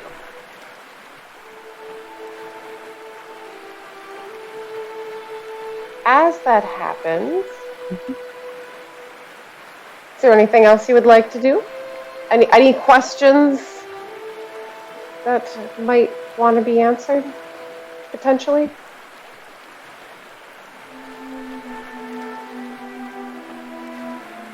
I don't got much right now, other than I'm not very familiar with this all-white room. the room I woke up in was all white, right? Yes. Well, I can show you one. I don't think I've seen anything like it. An all-white room when I woke up. Maybe we'll have some things answered when we get to that mountain. I think I kind of Maybe we'll think just that have more questions. the Cora and Mora want us to go there. There's buttons to push. Or not to push. They didn't do anything when I pushed them. Buttons like in Cora and Mora's laboratory? Mm-hmm. Yeah. They didn't do anything. No, she's a clone. Let's kill her right now. You look at her and she does not look like a single depiction of any of the mothers. I am not getting caught off guard by Order 66. Let's take care of her now. Darn, thwarted already. What? There's a room in a mountain like Cora and Mora's laboratory. What is technology doing inside of a mountain? Is that what it is? Let's see what you mean. More questions. As she does describe that the keyboard, keys, buttons were the same keyboard setup board in the room. She seems genuine. Everything that she is describing is exactly what you saw in the lab as well, from what she is saying. But the noticeable difference is, she's like, I pressed it, I touched it, I hit it, nothing happened. It seemed to not be functioning, whatever it was. Made some nice sounds, but that was about it.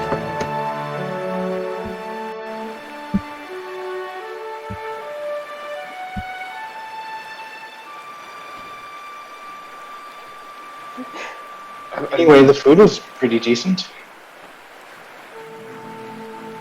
Too many questions, don't know which one to even start with. We'll come back to it.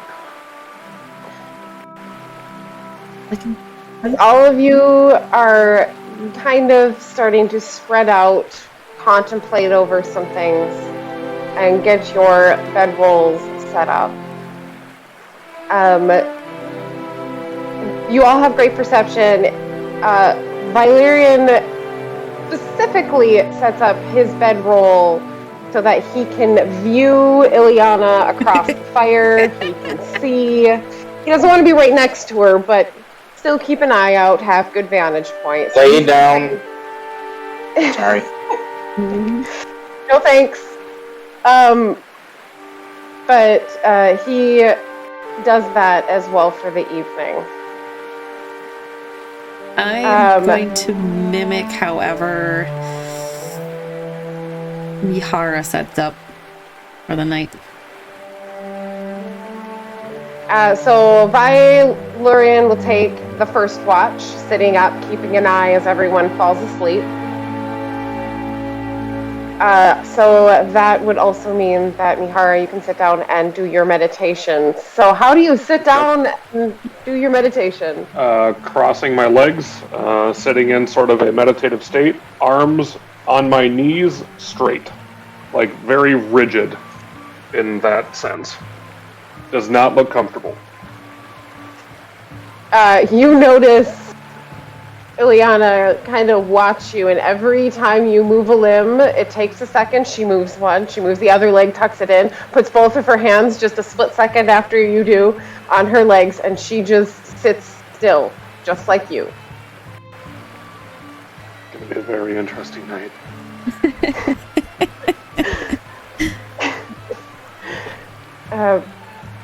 I will ruminate on all the tips she gave me on making a map and really focus on that. Perfect. You sit there and meditate. Let me... Oops. I'm going to roll his attack first. Yep, as he's sitting out there, he is very focused on you guys, watching every move you have, every breath, and is just watching. Doesn't notice anything going on. And it is a very quiet evening. Facing the river. Every breath we take, he'll be watching us? Yes. Creepy. Call the police.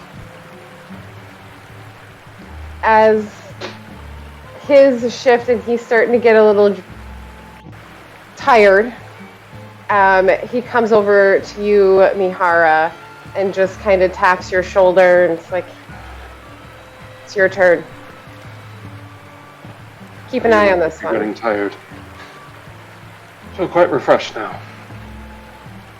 Yes. Keep an eye on this one. She hasn't moved much, but do me a favor. So Mihara got his 4 hours in? Yes. Okay. Because I also only need those 4 hours. Perfect. So she's still going to mimic Mihara. Wonderful. As you are sitting on your watch, roll a perception check for me. Sure. And I would probably get up and, like, circle around the camp just a little bit to see how things are, and then... Okay, she might not do that. She'll watch me. As you are wandering around camp, you can see the river, but you don't notice any red that had followed you up on shore or anything. Except for the one in our camp, right? Right, except for the giant one falling from the sky. Well, right. No, the red in our camp. Oh, yeah, the red in our camp. As you circle on your way back, the closer you walk towards the mountain range, you feel a sense of not necessarily unease, but a pressure, a weight. There is something of significance, and some part of you knows it up at this mountain. Kind of like an instinct. And I'll just think back as to what I was told very recently about finding the mothers when I get there. And whatever that could mean. when you get there. Not related to any of that, but actually she would probably switch to mimicking somebody else. I'm sorry. Just as she wouldn't continue to do that while he walks and does that. She'll probably switch to throughout the night. Like, sometimes Cordova and Fertile.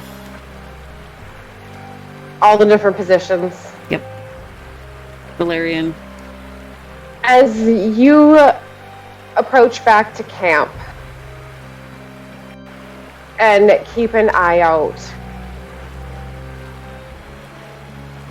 Your sword, you hear a small click kind of sound.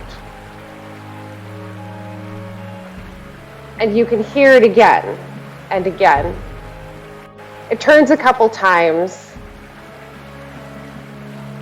and a very familiar voice speaks to you.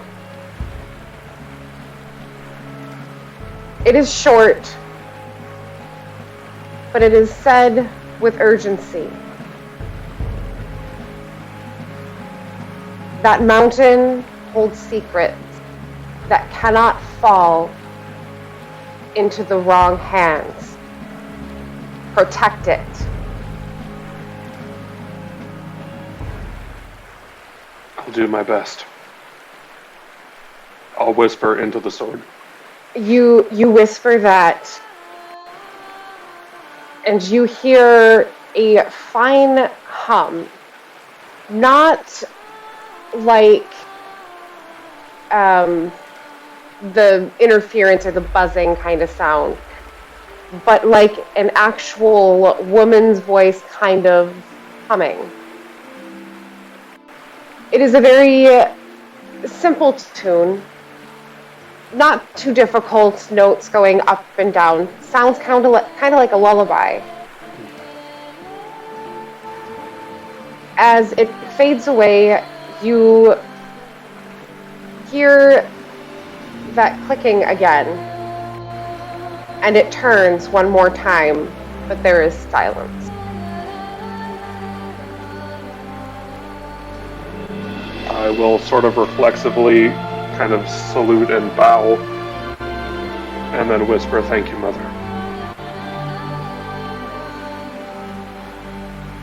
As the sun begins to come up in the morning, the moon takes a little bit longer to fall down over the horizon.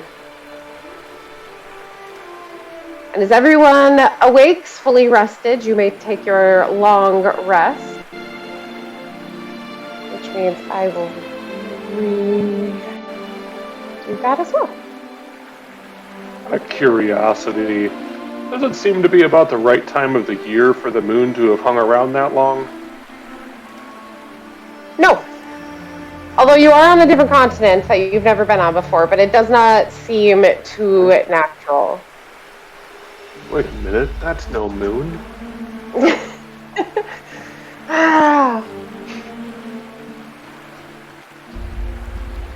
As you all wake up refreshed, you can see your destination in the distance.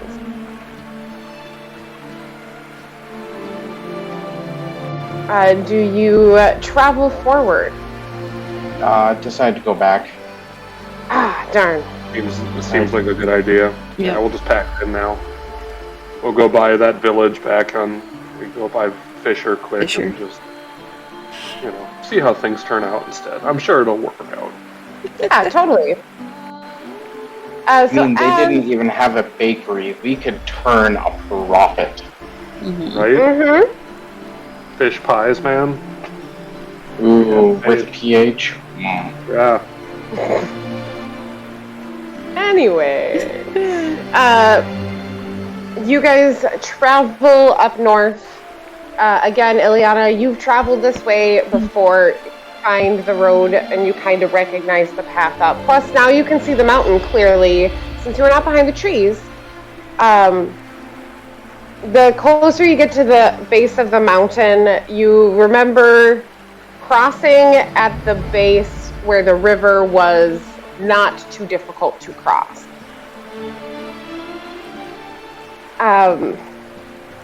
Easy enough to kind of maneuver onto the rocky path that you once took very recently to wander down this mountain. Valorian is very concerned and watches you take a few steps, looks and says, "No, we're going in the right direction. This seems pretty accurate."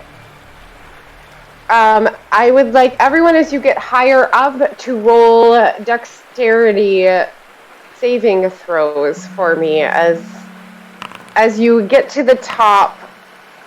It starts to get a little more rubbly. I feel like Foundry does not like me.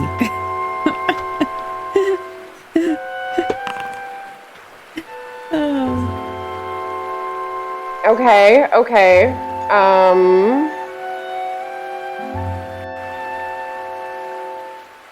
It takes you guys quite a long time, but overall, you're able to help both Ileana and Bihara up the very rubbly slope.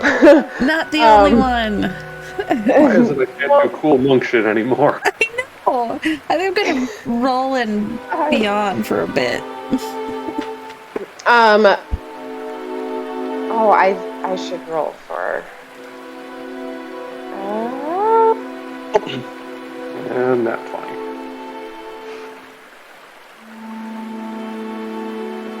There. Oh boy. That's not gonna go well. Well, that's good. Yeah. I'll just do that one. Oh, well, not so bad. Nope, he rolled average too, so we're good. So you guys finally make it to the very top. Ileana, do you remember how you got out here? Down the side through the woods. Right, no. You are at over the river opening of a cave that you first walked out and saw sunlight. Mm-hmm. You had to walk through some cave to get here. Yes. My question is, do you remember how you got out here? If you would like to roll a wisdom memory check. Yep, I will do that. I think she's asking for an actual memory check. Yeah, I'm trying. You can do that. No, your memory, not Ileana's. Both, to be fair. 14. Ooh, that's better than before. Yep. You remember it took you a while. Mm-hmm. You remember there were curves, but you can't quite remember exactly. Okay. So So I don't remember. as you stand at the entrance and you're kind of contemplating this, who would like to go in first? I can volunteer. I'll go behind Mahara. Sorry, I missed what was said. We're going in. Okay. Okay, so I'm getting it up, hopefully. And then we will rearrange everybody as to how you guys want to be. It will be single file. Notes. I pressed reload. I don't know if she would have done this last night, but she definitely would do it here. Is that because this is definitely dark in the cave? Yes. You remember it was dark. You remember it was narrow. There were turns. It took you a while. Lost. Maybe I did. You didn't get lost. Oh, Just took a bit. we will see how well you do in, because you did not remember how you made it in exactly, or made it out exactly. It was day 3. But she does have ways to see. She's got. I remember we went over this. In order to see, she doesn't realize she's exactly doing it, but she touches part of the sides of her face. What is that spot? This isn't the temple, is it? It is the temple. And,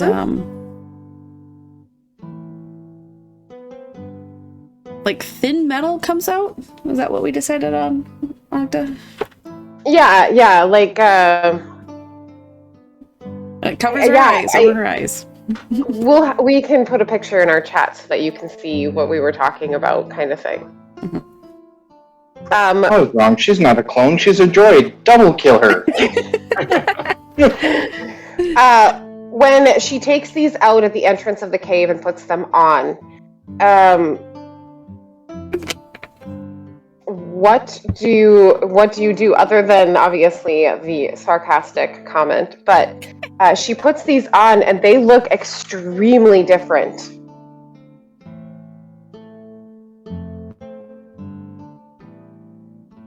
Just gonna give her a wary look. Now everybody is weary of her. I honestly thought things were way weird. Before we got to the city, they're getting weirder. What's getting weirder? Everything. What is that? To you, Ileana, you found these. You obviously don't know much about much. All you know is that you found them. They helped you. You could see better once you exited the cave, so they must be good. I can see in here now. I can't. Without them on, I don't see. At least not very well. Alright. Not very familiar with that. Kind of have that ability already. Pigeon's gonna coo. You have magical devices, 4 of them. Cuckoo! That identify things. Metagaming pigeon. Anyone else hear that bat? That sick coughing pigeon. Here, I'm gonna flash this very bright light in front of your eyes. Don't worry. And I will expend my one use of the arcane torch. So as you do this, you shine it from a little bit far away at first, and it doesn't really register anything until you are right up against it. Once you have the light really close, you start to feel a small vibration, and the best way you get it is a mental picture, more or less, or a very lucid, vivid dream. These are standard, what are they called? Goggles of night, vision? I believe. Goggles of night. Night vision goggles. There's nothing strange about them in that sense. They appear to function just the same as any of the ones you've heard of, read about, even seen a couple pass by. They just look very different. Those look very different.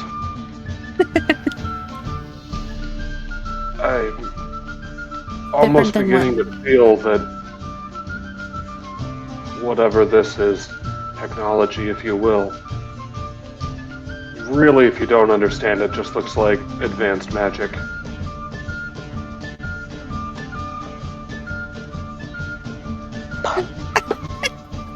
What? No way. Okay. No. Did anyone else So get in here? Am I just waiting on me? No. Okay. No, I'm still not in yet. No. And you said you just found these out here? Outside of the mountain? Or... Yeah. Where I woke up. Among other things. Clear. You found a weird device and decided to put it on your face. Yeah. If it makes you feel better, it took me a little while to figure out how to wear shoes, so... Look down, are they on the right feet? Yeah, roll an insight check. Is insight investigation higher for you, I suppose? Whichever one. Believing her and looking her up and down same time. Okay. Insight was higher. I suppose, Ileana, are you wearing them on the correct feet? I think so. She'll look down and Roll for it. There's a big Correct. figure out on the other. But as you start to look over her, you do notice that, yes, she is wearing the clothing and it looks mostly correct. There are bits that look like they're pulling a little tighter than they should maybe, or not quite right. Like, she dressed herself and you are proud of her.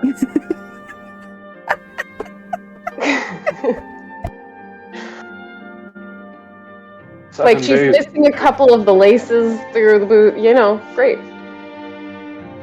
one of the buckles on the skirt isn't quite where like it's supposed to be. A little twisted.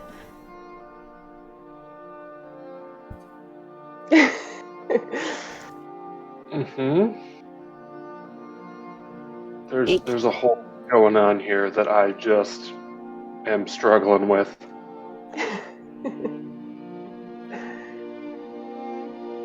You're going to be very interesting, to say the least.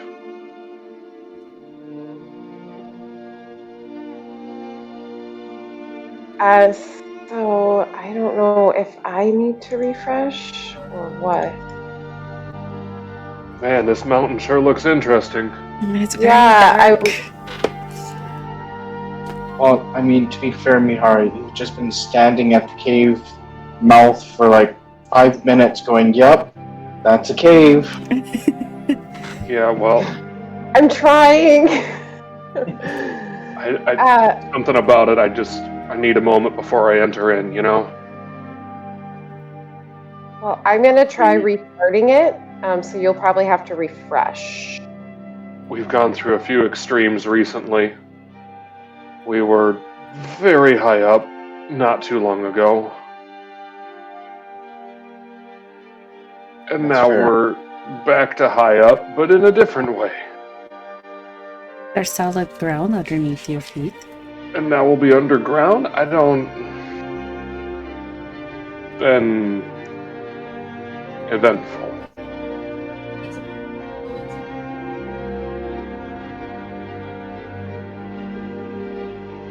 I somehow feel like I've gone a little bit backwards from this cave mouth.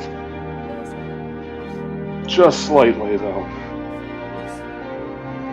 Like, you could say I was 99% of the way there, and I might be like 98% now.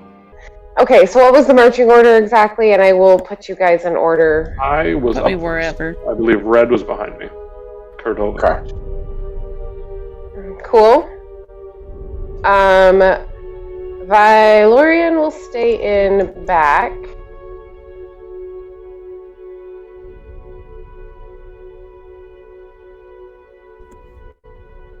Perfect. I suppose I should be towards the front to be leading. Eventually, you do load in. But before you see a very rubbly cave, as if this cave system was here, and the top has at some point undergone a large earthquake of some sort, so rubble has fallen all around. A lot of the walls are cracked, and it is a maze-like interior. For the maze-like interior, you will only be able to move forward half your speed at a time. So 20 for some, 15 for others. And could you imagine not moving 20 feet at half speed? Oof. You will not be able to travel towards walls, but with that order you gave me, we're just going to go one at a time since you would be walking single file. I was hoping it would load in by now. Me too. Yep. I'm excited to see this maze. Larian, why are you just standing there with your eyes wide open? Can you see in here? It's loaded for me and for Cordovan. Oh. I didn't think about that. Maybe... I mean, if Ilyana is having issues, does that mean other people have issues with this?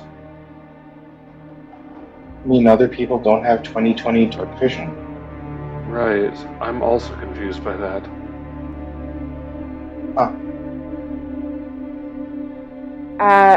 To move forward a little bit. So Mahara, before you see a fork in the road. There is a path going north, a path going south of you, and a wall right in front of you. Right next to the wall, there is an opening going forward. So you have three options: up, down, or forward around the wall. I go up. Okay. When in doubt, go left. Beautiful. So you go up. You reach a dead end. Well, shit. Cordovan, you are next in line. You watch Mihara go Right into a up. wall. You can see the wall kind of once you get up there. This is very, very dark. You get up to that wall and it's caved in. You see him get up to the wall and see him stop. Do you follow up? Do you go down? Or do you go straight around the wall? I kind of snicker to myself and kind of yell up to him, "Hey, Chief, down this way." And I will head south. Before doing that, I want to run my hand around the three walls and then turn around. Just in case. Mm-hmm. Do they feel real? You run your hand along the wall. They feel very real. They are very rough. It feels like it has a cave-in, and as you run your hand down it, some of the rubble will rush away, but you can tell that it is far too thick for you to be able to actually dig through. It'll take some time if you would like to dig through it. Sorry, I just opened my eyes and I feel like I can see what's going on now. Oh, wow. Yay! That was the At problem. least yours You went. see I'm some still rubble. Yeah, I know. I was trying to stumble through here with my eyes closed. But yes, you I'll went follow up there, over. found a dead end. Fertile, you are next. You have the same options, although you cannot see the pathway going south. You saw Cordovan head that way around a different wall and disappear out of sight.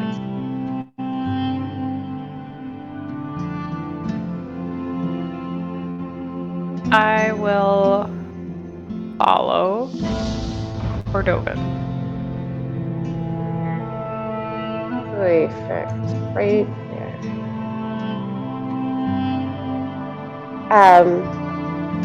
You follow him down, and you see the path that is going south, and it appears to go on for quite a ways, as well as both you and Cordovan notice that the straightforward path before you leads into a slightly larger area.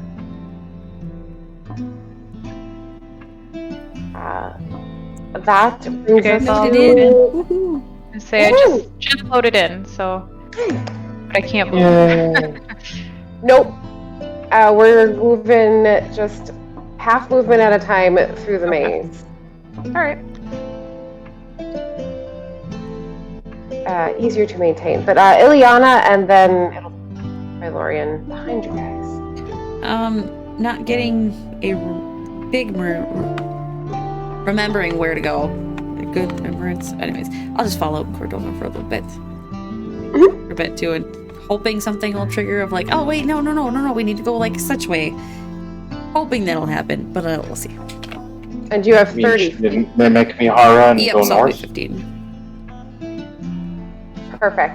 Vi's gonna follow right behind you because that's what he wants You to don't do? trust me. Not quite, no. So we'll go back to Mihara.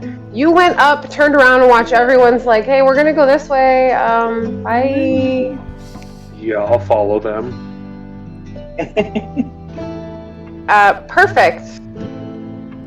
So you could go right over there.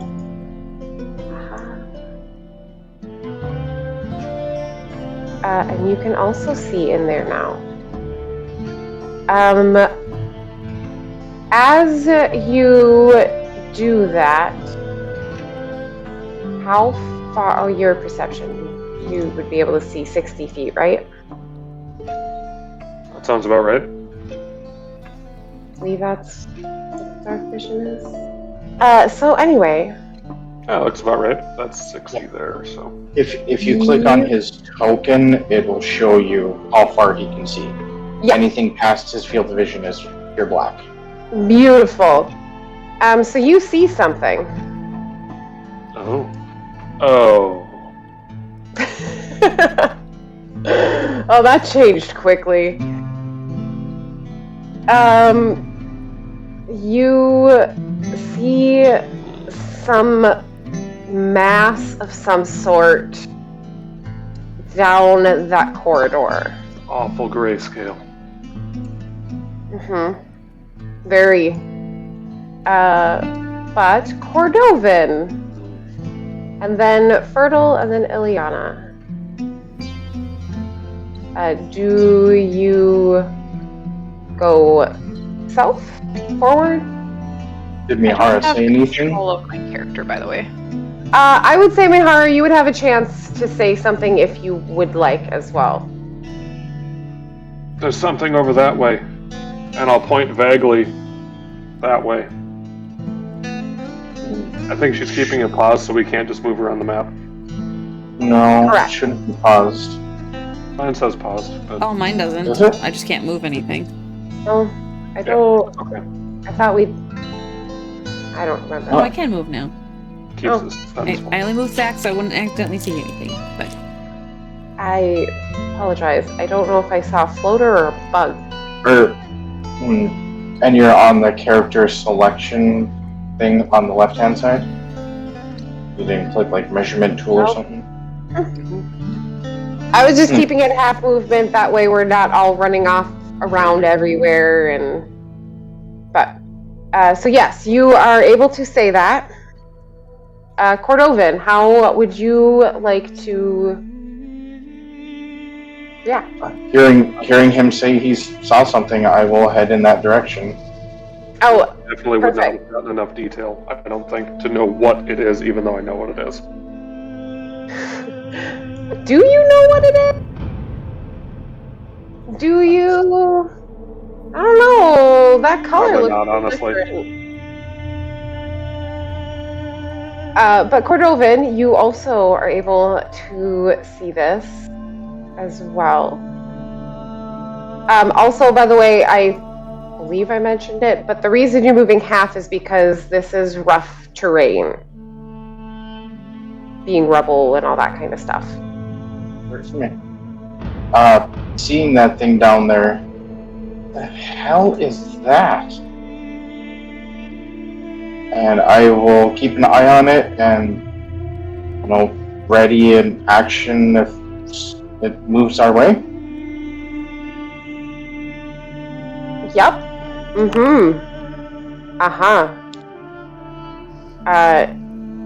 You just hear gurgling sounds. It's not pleasant. But Fertile, it is your turn to move if you would like.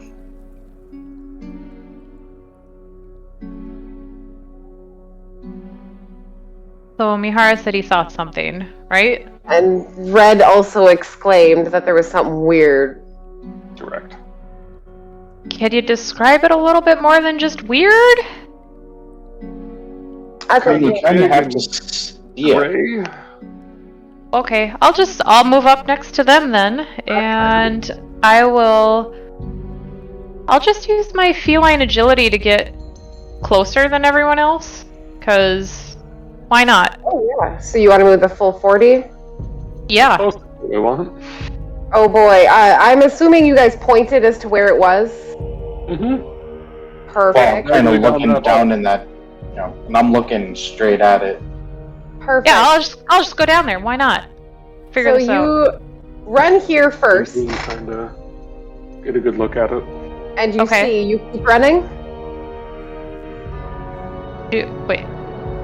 You ran here. That's only like. Oh, I 15 ran around feet. a corner? You ran straight past them. Okay. Wait. Do I From see that here, down there? Here, yeah, you see that now. You run out that way. Do you keep running towards it? Because they're pointing at it. Yep, that. Do I recognize it at this point? Because I think I recognize it. Roll a nature check for me. Okay. Nature. Ilyana can't wait to see this thing. Oh. Till everybody says, let's go a different direction. Hell yeah, I'll just keep going right at it. Yeah, you're not quite sure. This is weird. Why I is gotta everyone get closer. doing this? Clearly, I don't know what it is. It's a weird Yes. looking rock.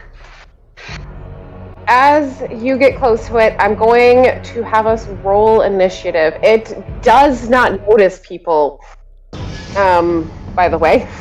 Weird. Very bad at noticing things. That was horrible. Ooh, It might that's go. not what you like to see.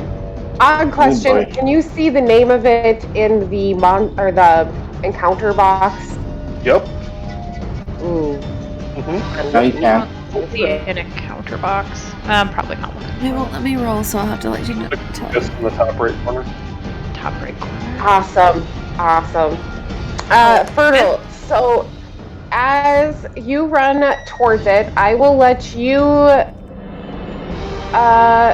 Well, I mean, you are top of the initiative. You go first. Did mine go?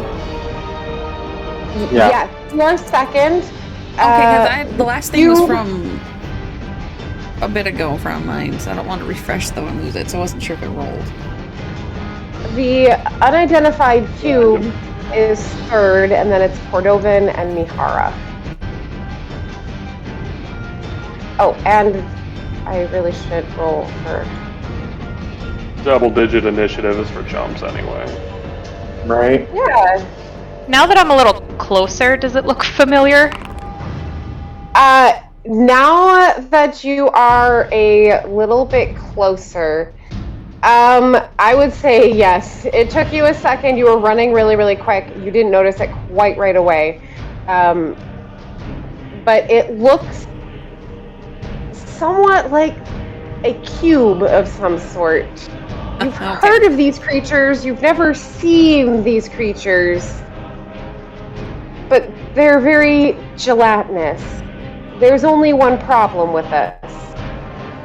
You can't completely see through this one.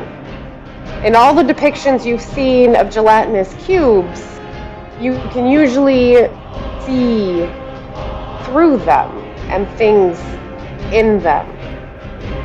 Right up against it, it is a bunch of different shades of red.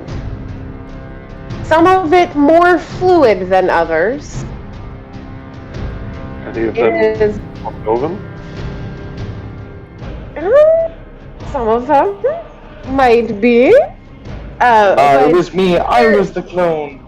there's no like dried blood or anything, but you can tell like it's a mixture of blood-like substances swirling around. Once in a while, you can see if something moves closer to the outer edge of it, there is a piece of metal of some sort in there, dagger, sword, who knows. But you approach it, and what would you like to do?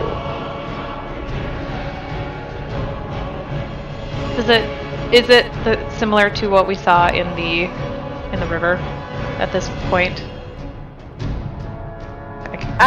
Structure.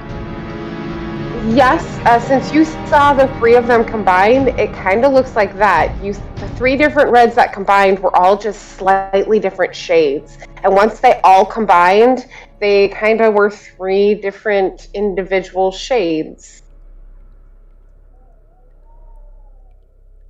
And if you thought gelatinous cubes were bad, eesh. Yeah. You know what? I'm first. I'll just attack it, because why not? I'll pull out my staff and just schmack it. Beautiful. Because this is like a new round for after my movement then, or was that movement part of initiative? Like, do I have movement now? I would say you have movement now. It did not notice you. I rolled a beautiful one. Total. Ouch. I'll be right back. I got a second. Okay, let's see if I can do this.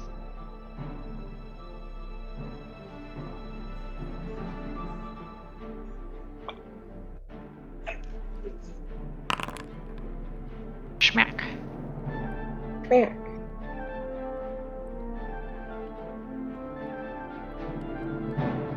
Ooh, you just hit it.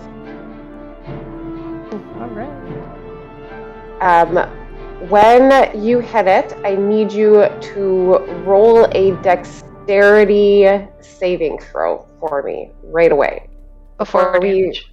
Well, you can roll damage. You will damage it. But that is well. Okay. I think I'd make it. Beautiful. You definitely able to smack it and then whip your staff back right away so that it doesn't stick to it, because you remember that happening. And you do 6 damage to it. Beautiful. Is there anything else you would like to do?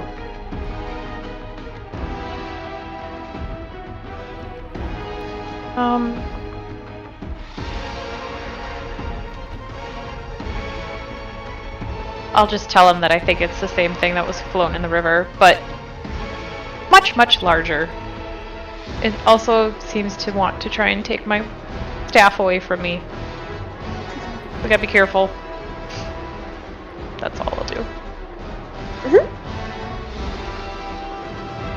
So that is actually Vi after you. So I'm just gonna move him. He's gonna double move so that he can keep an eye on everything and standing back to heal anybody should someone need it. But that brings us to Ileana and then the cube. He can't see anything. He doesn't have dark vision. Oh yeah, that's right. Well then he's just sticking by Ileana. He's not gonna like it when she moves. Nope, because I'm gonna move. That's right. That was definitely, dang it, not what I wanted to do.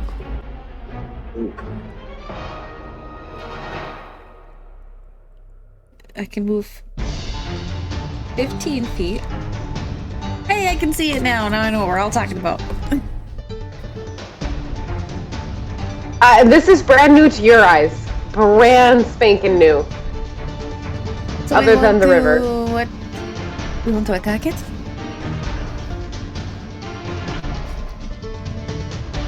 I will attack It's it. up to you.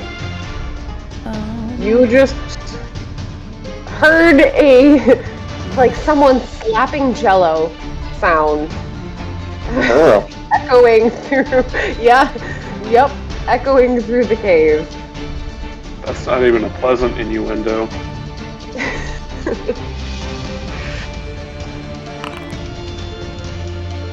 Well, to hit. That does not hit.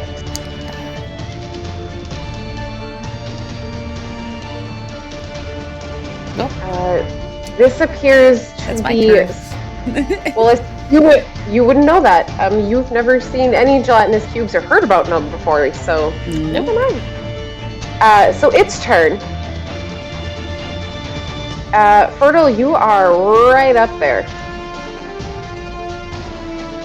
He would like to move forward, and I would like you to make a dexterity saving throw.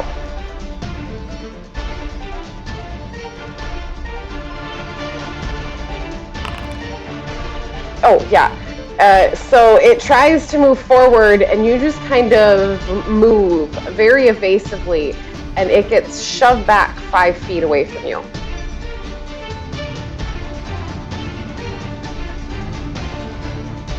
That seems very good. That is all it can do, other than try to move forward again, but it can't attempt to do that, so it moves forward. That is it. Is it an opportunity attack, like move away sort of thing, or? Okay. No, it just says if you save, pushes the creature back 5 feet. Yeah. If it pushes it back, though, if it goes out of a threatened square, that's what triggers an attack of opportunity. So I would say you could. It doesn't say anything against that, and on a failed, it would have just named what it was going to do, so... Yeah. I would say so. Go ahead. Hit it. I Whack will the pillow. schmacky schmacky.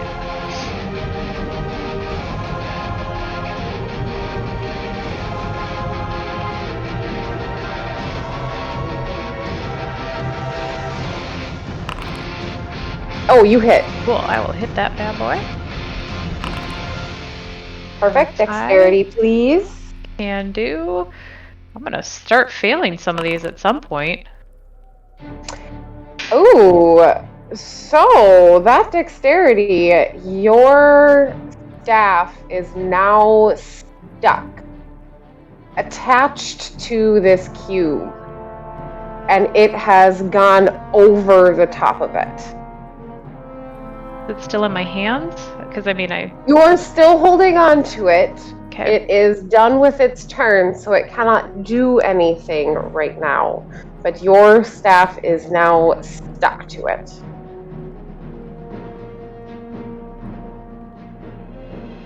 That brings us to Cordovan and then Mihara.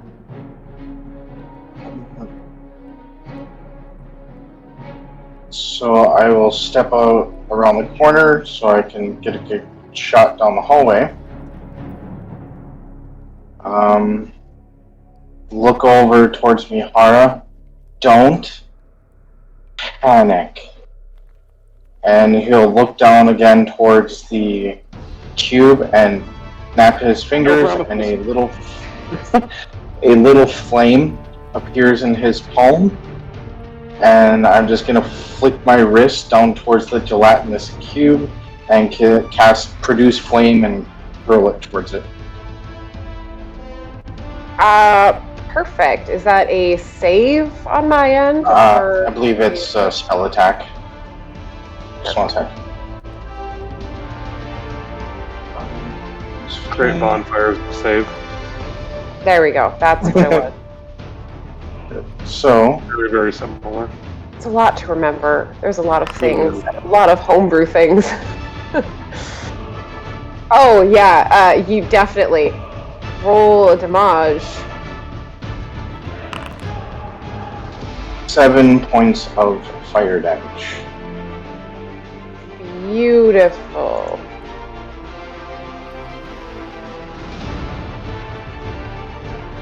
And there's some subtext. If made of gelatin, just melts. Yep, that's water. If you put water on it, not fire. I've heard it both Quickly, ways. Mihara, sprinkle salt over it. Is there anything else you would like to do after you have sparked some flame on the cube? Yes, bonus action. I would like to look over at Mihara and see if I have triggered him. To be fair, you now smell burning blood in the cave. Just throwing that out there. Oh, I'm picking up what you're putting down. Yep. That will be my turn.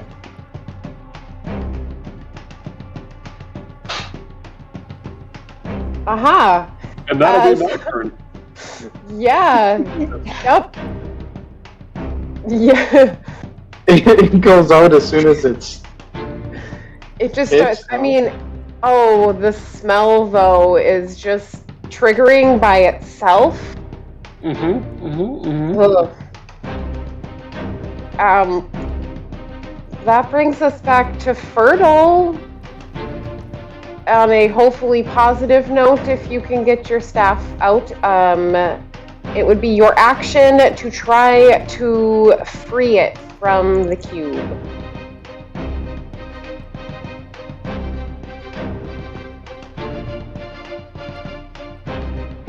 It is a strength check to escape, by the way. Yeah, I'll try and pull it free, because I kind of need it to do stuff. Perfect. It's an ability check, strength ability check. Correct.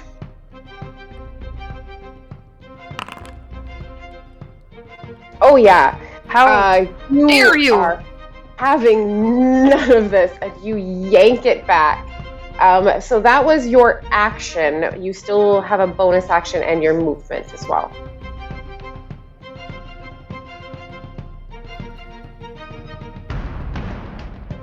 I don't really think I can do much. Wait. We're level 5 now, aren't we? You are. Don't I have other things I can do? Let me look at my bonus actions. I feel like I can do something.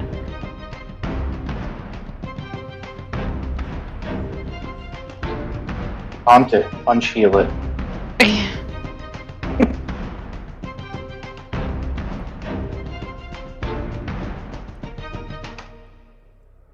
That staff is a melee weapon strike, correct? Correct.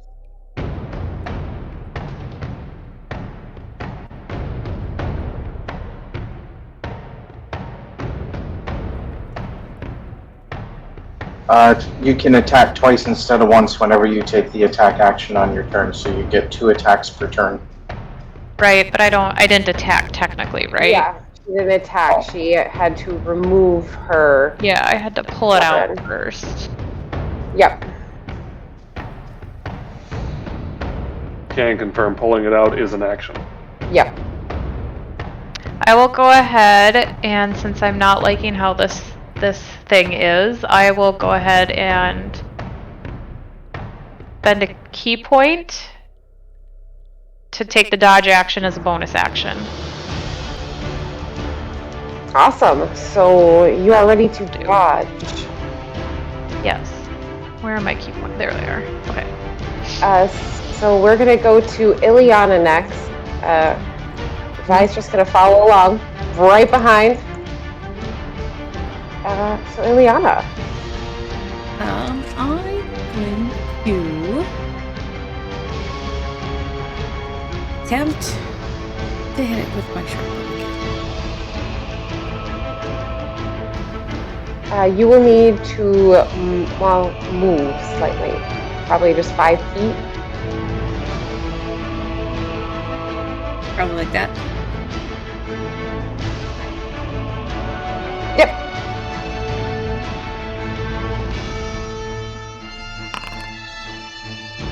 $16. That hits. Yay! And because Fertile is within 5 feet, I get my sneak attack, right? Correct. It is engaged. Yeah. Alright, so 9 regular, and I was trying to figure out where that sneak attack was on. It's 3d6. I was wondering if it was in the there it is.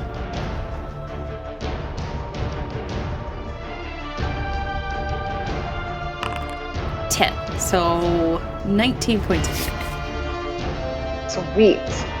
As you fire your weapon, it goes through it, and you see splatters on the back of the wall. Each of these splatters drips down slowly and starts to sink into the rubble and cracks on the floor. That did a lot of damage to it, for sure. Did. And I want to try something, because this is a bonus action, if I remember correctly.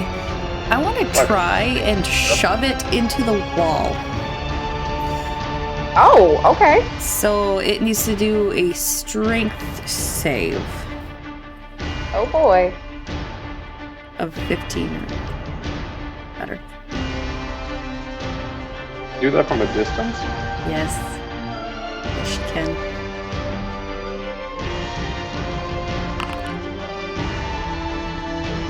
Nine. And it doesn't make it. So she's just gonna try and like reach out with. It's kind of like a telekinetic shove, but and like try and slam it against the wall. I don't know if it'll do anything other than that, but It'll move it back. It doesn't have far to go. It only has 5 feet, but it hits the wall. You see a red squishy mark on the back wall. and then that's my turn. I did. Ferd will get another attack of opportunity because it got shoved away from her.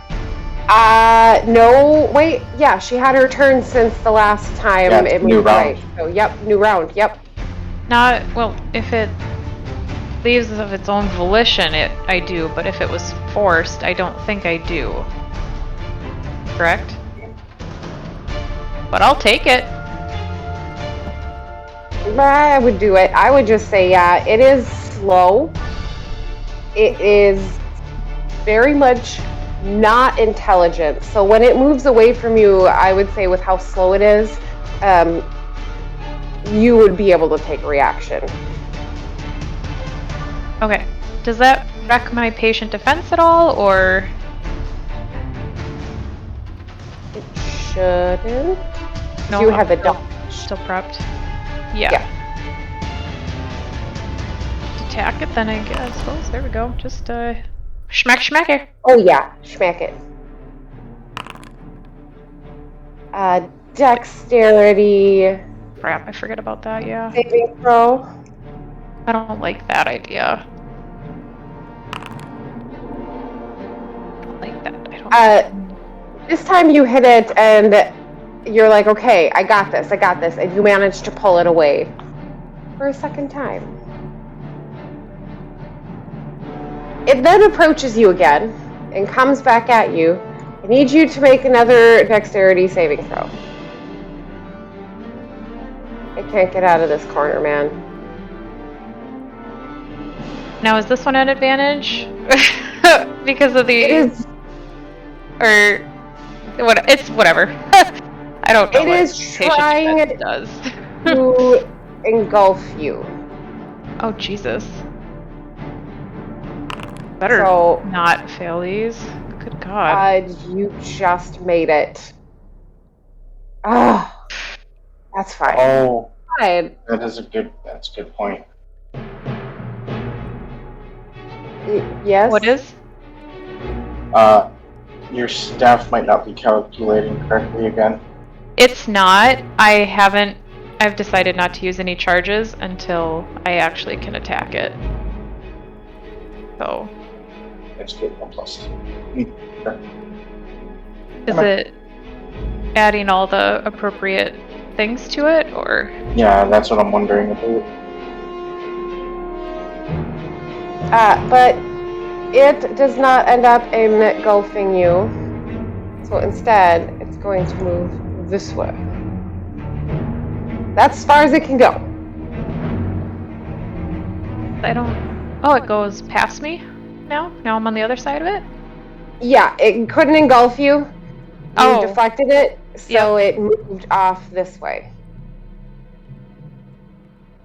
Okay, I see.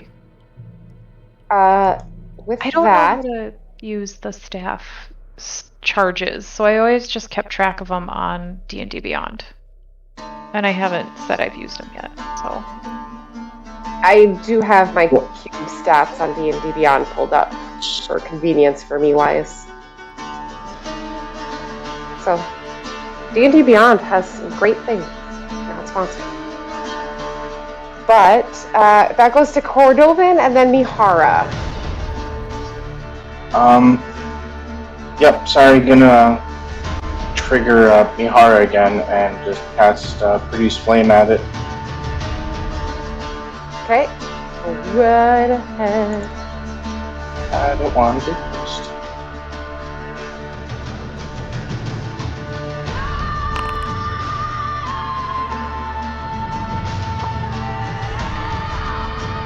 That will hit. Woo!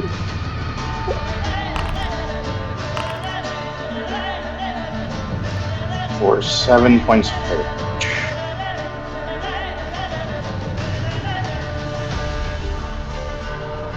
Perfect.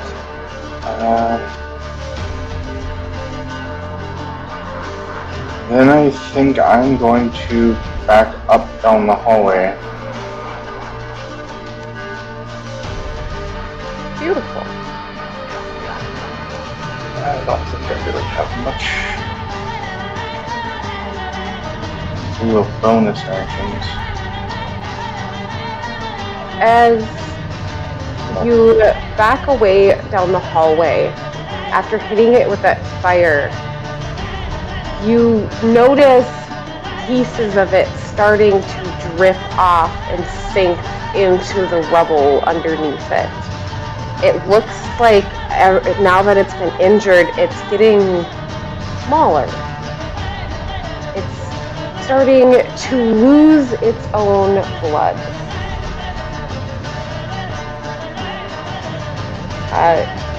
Cordovan, do you have anything else? Nope, that's my turn. So, Mihara, as you're watching this happen, you are watching it disintegrate and seep into the ground, slowly getting smaller, but still moving forward down the hallway. And that is where we will end the evening.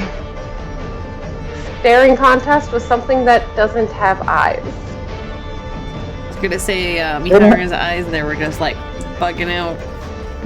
It has eyes in it, it's just not theirs. True.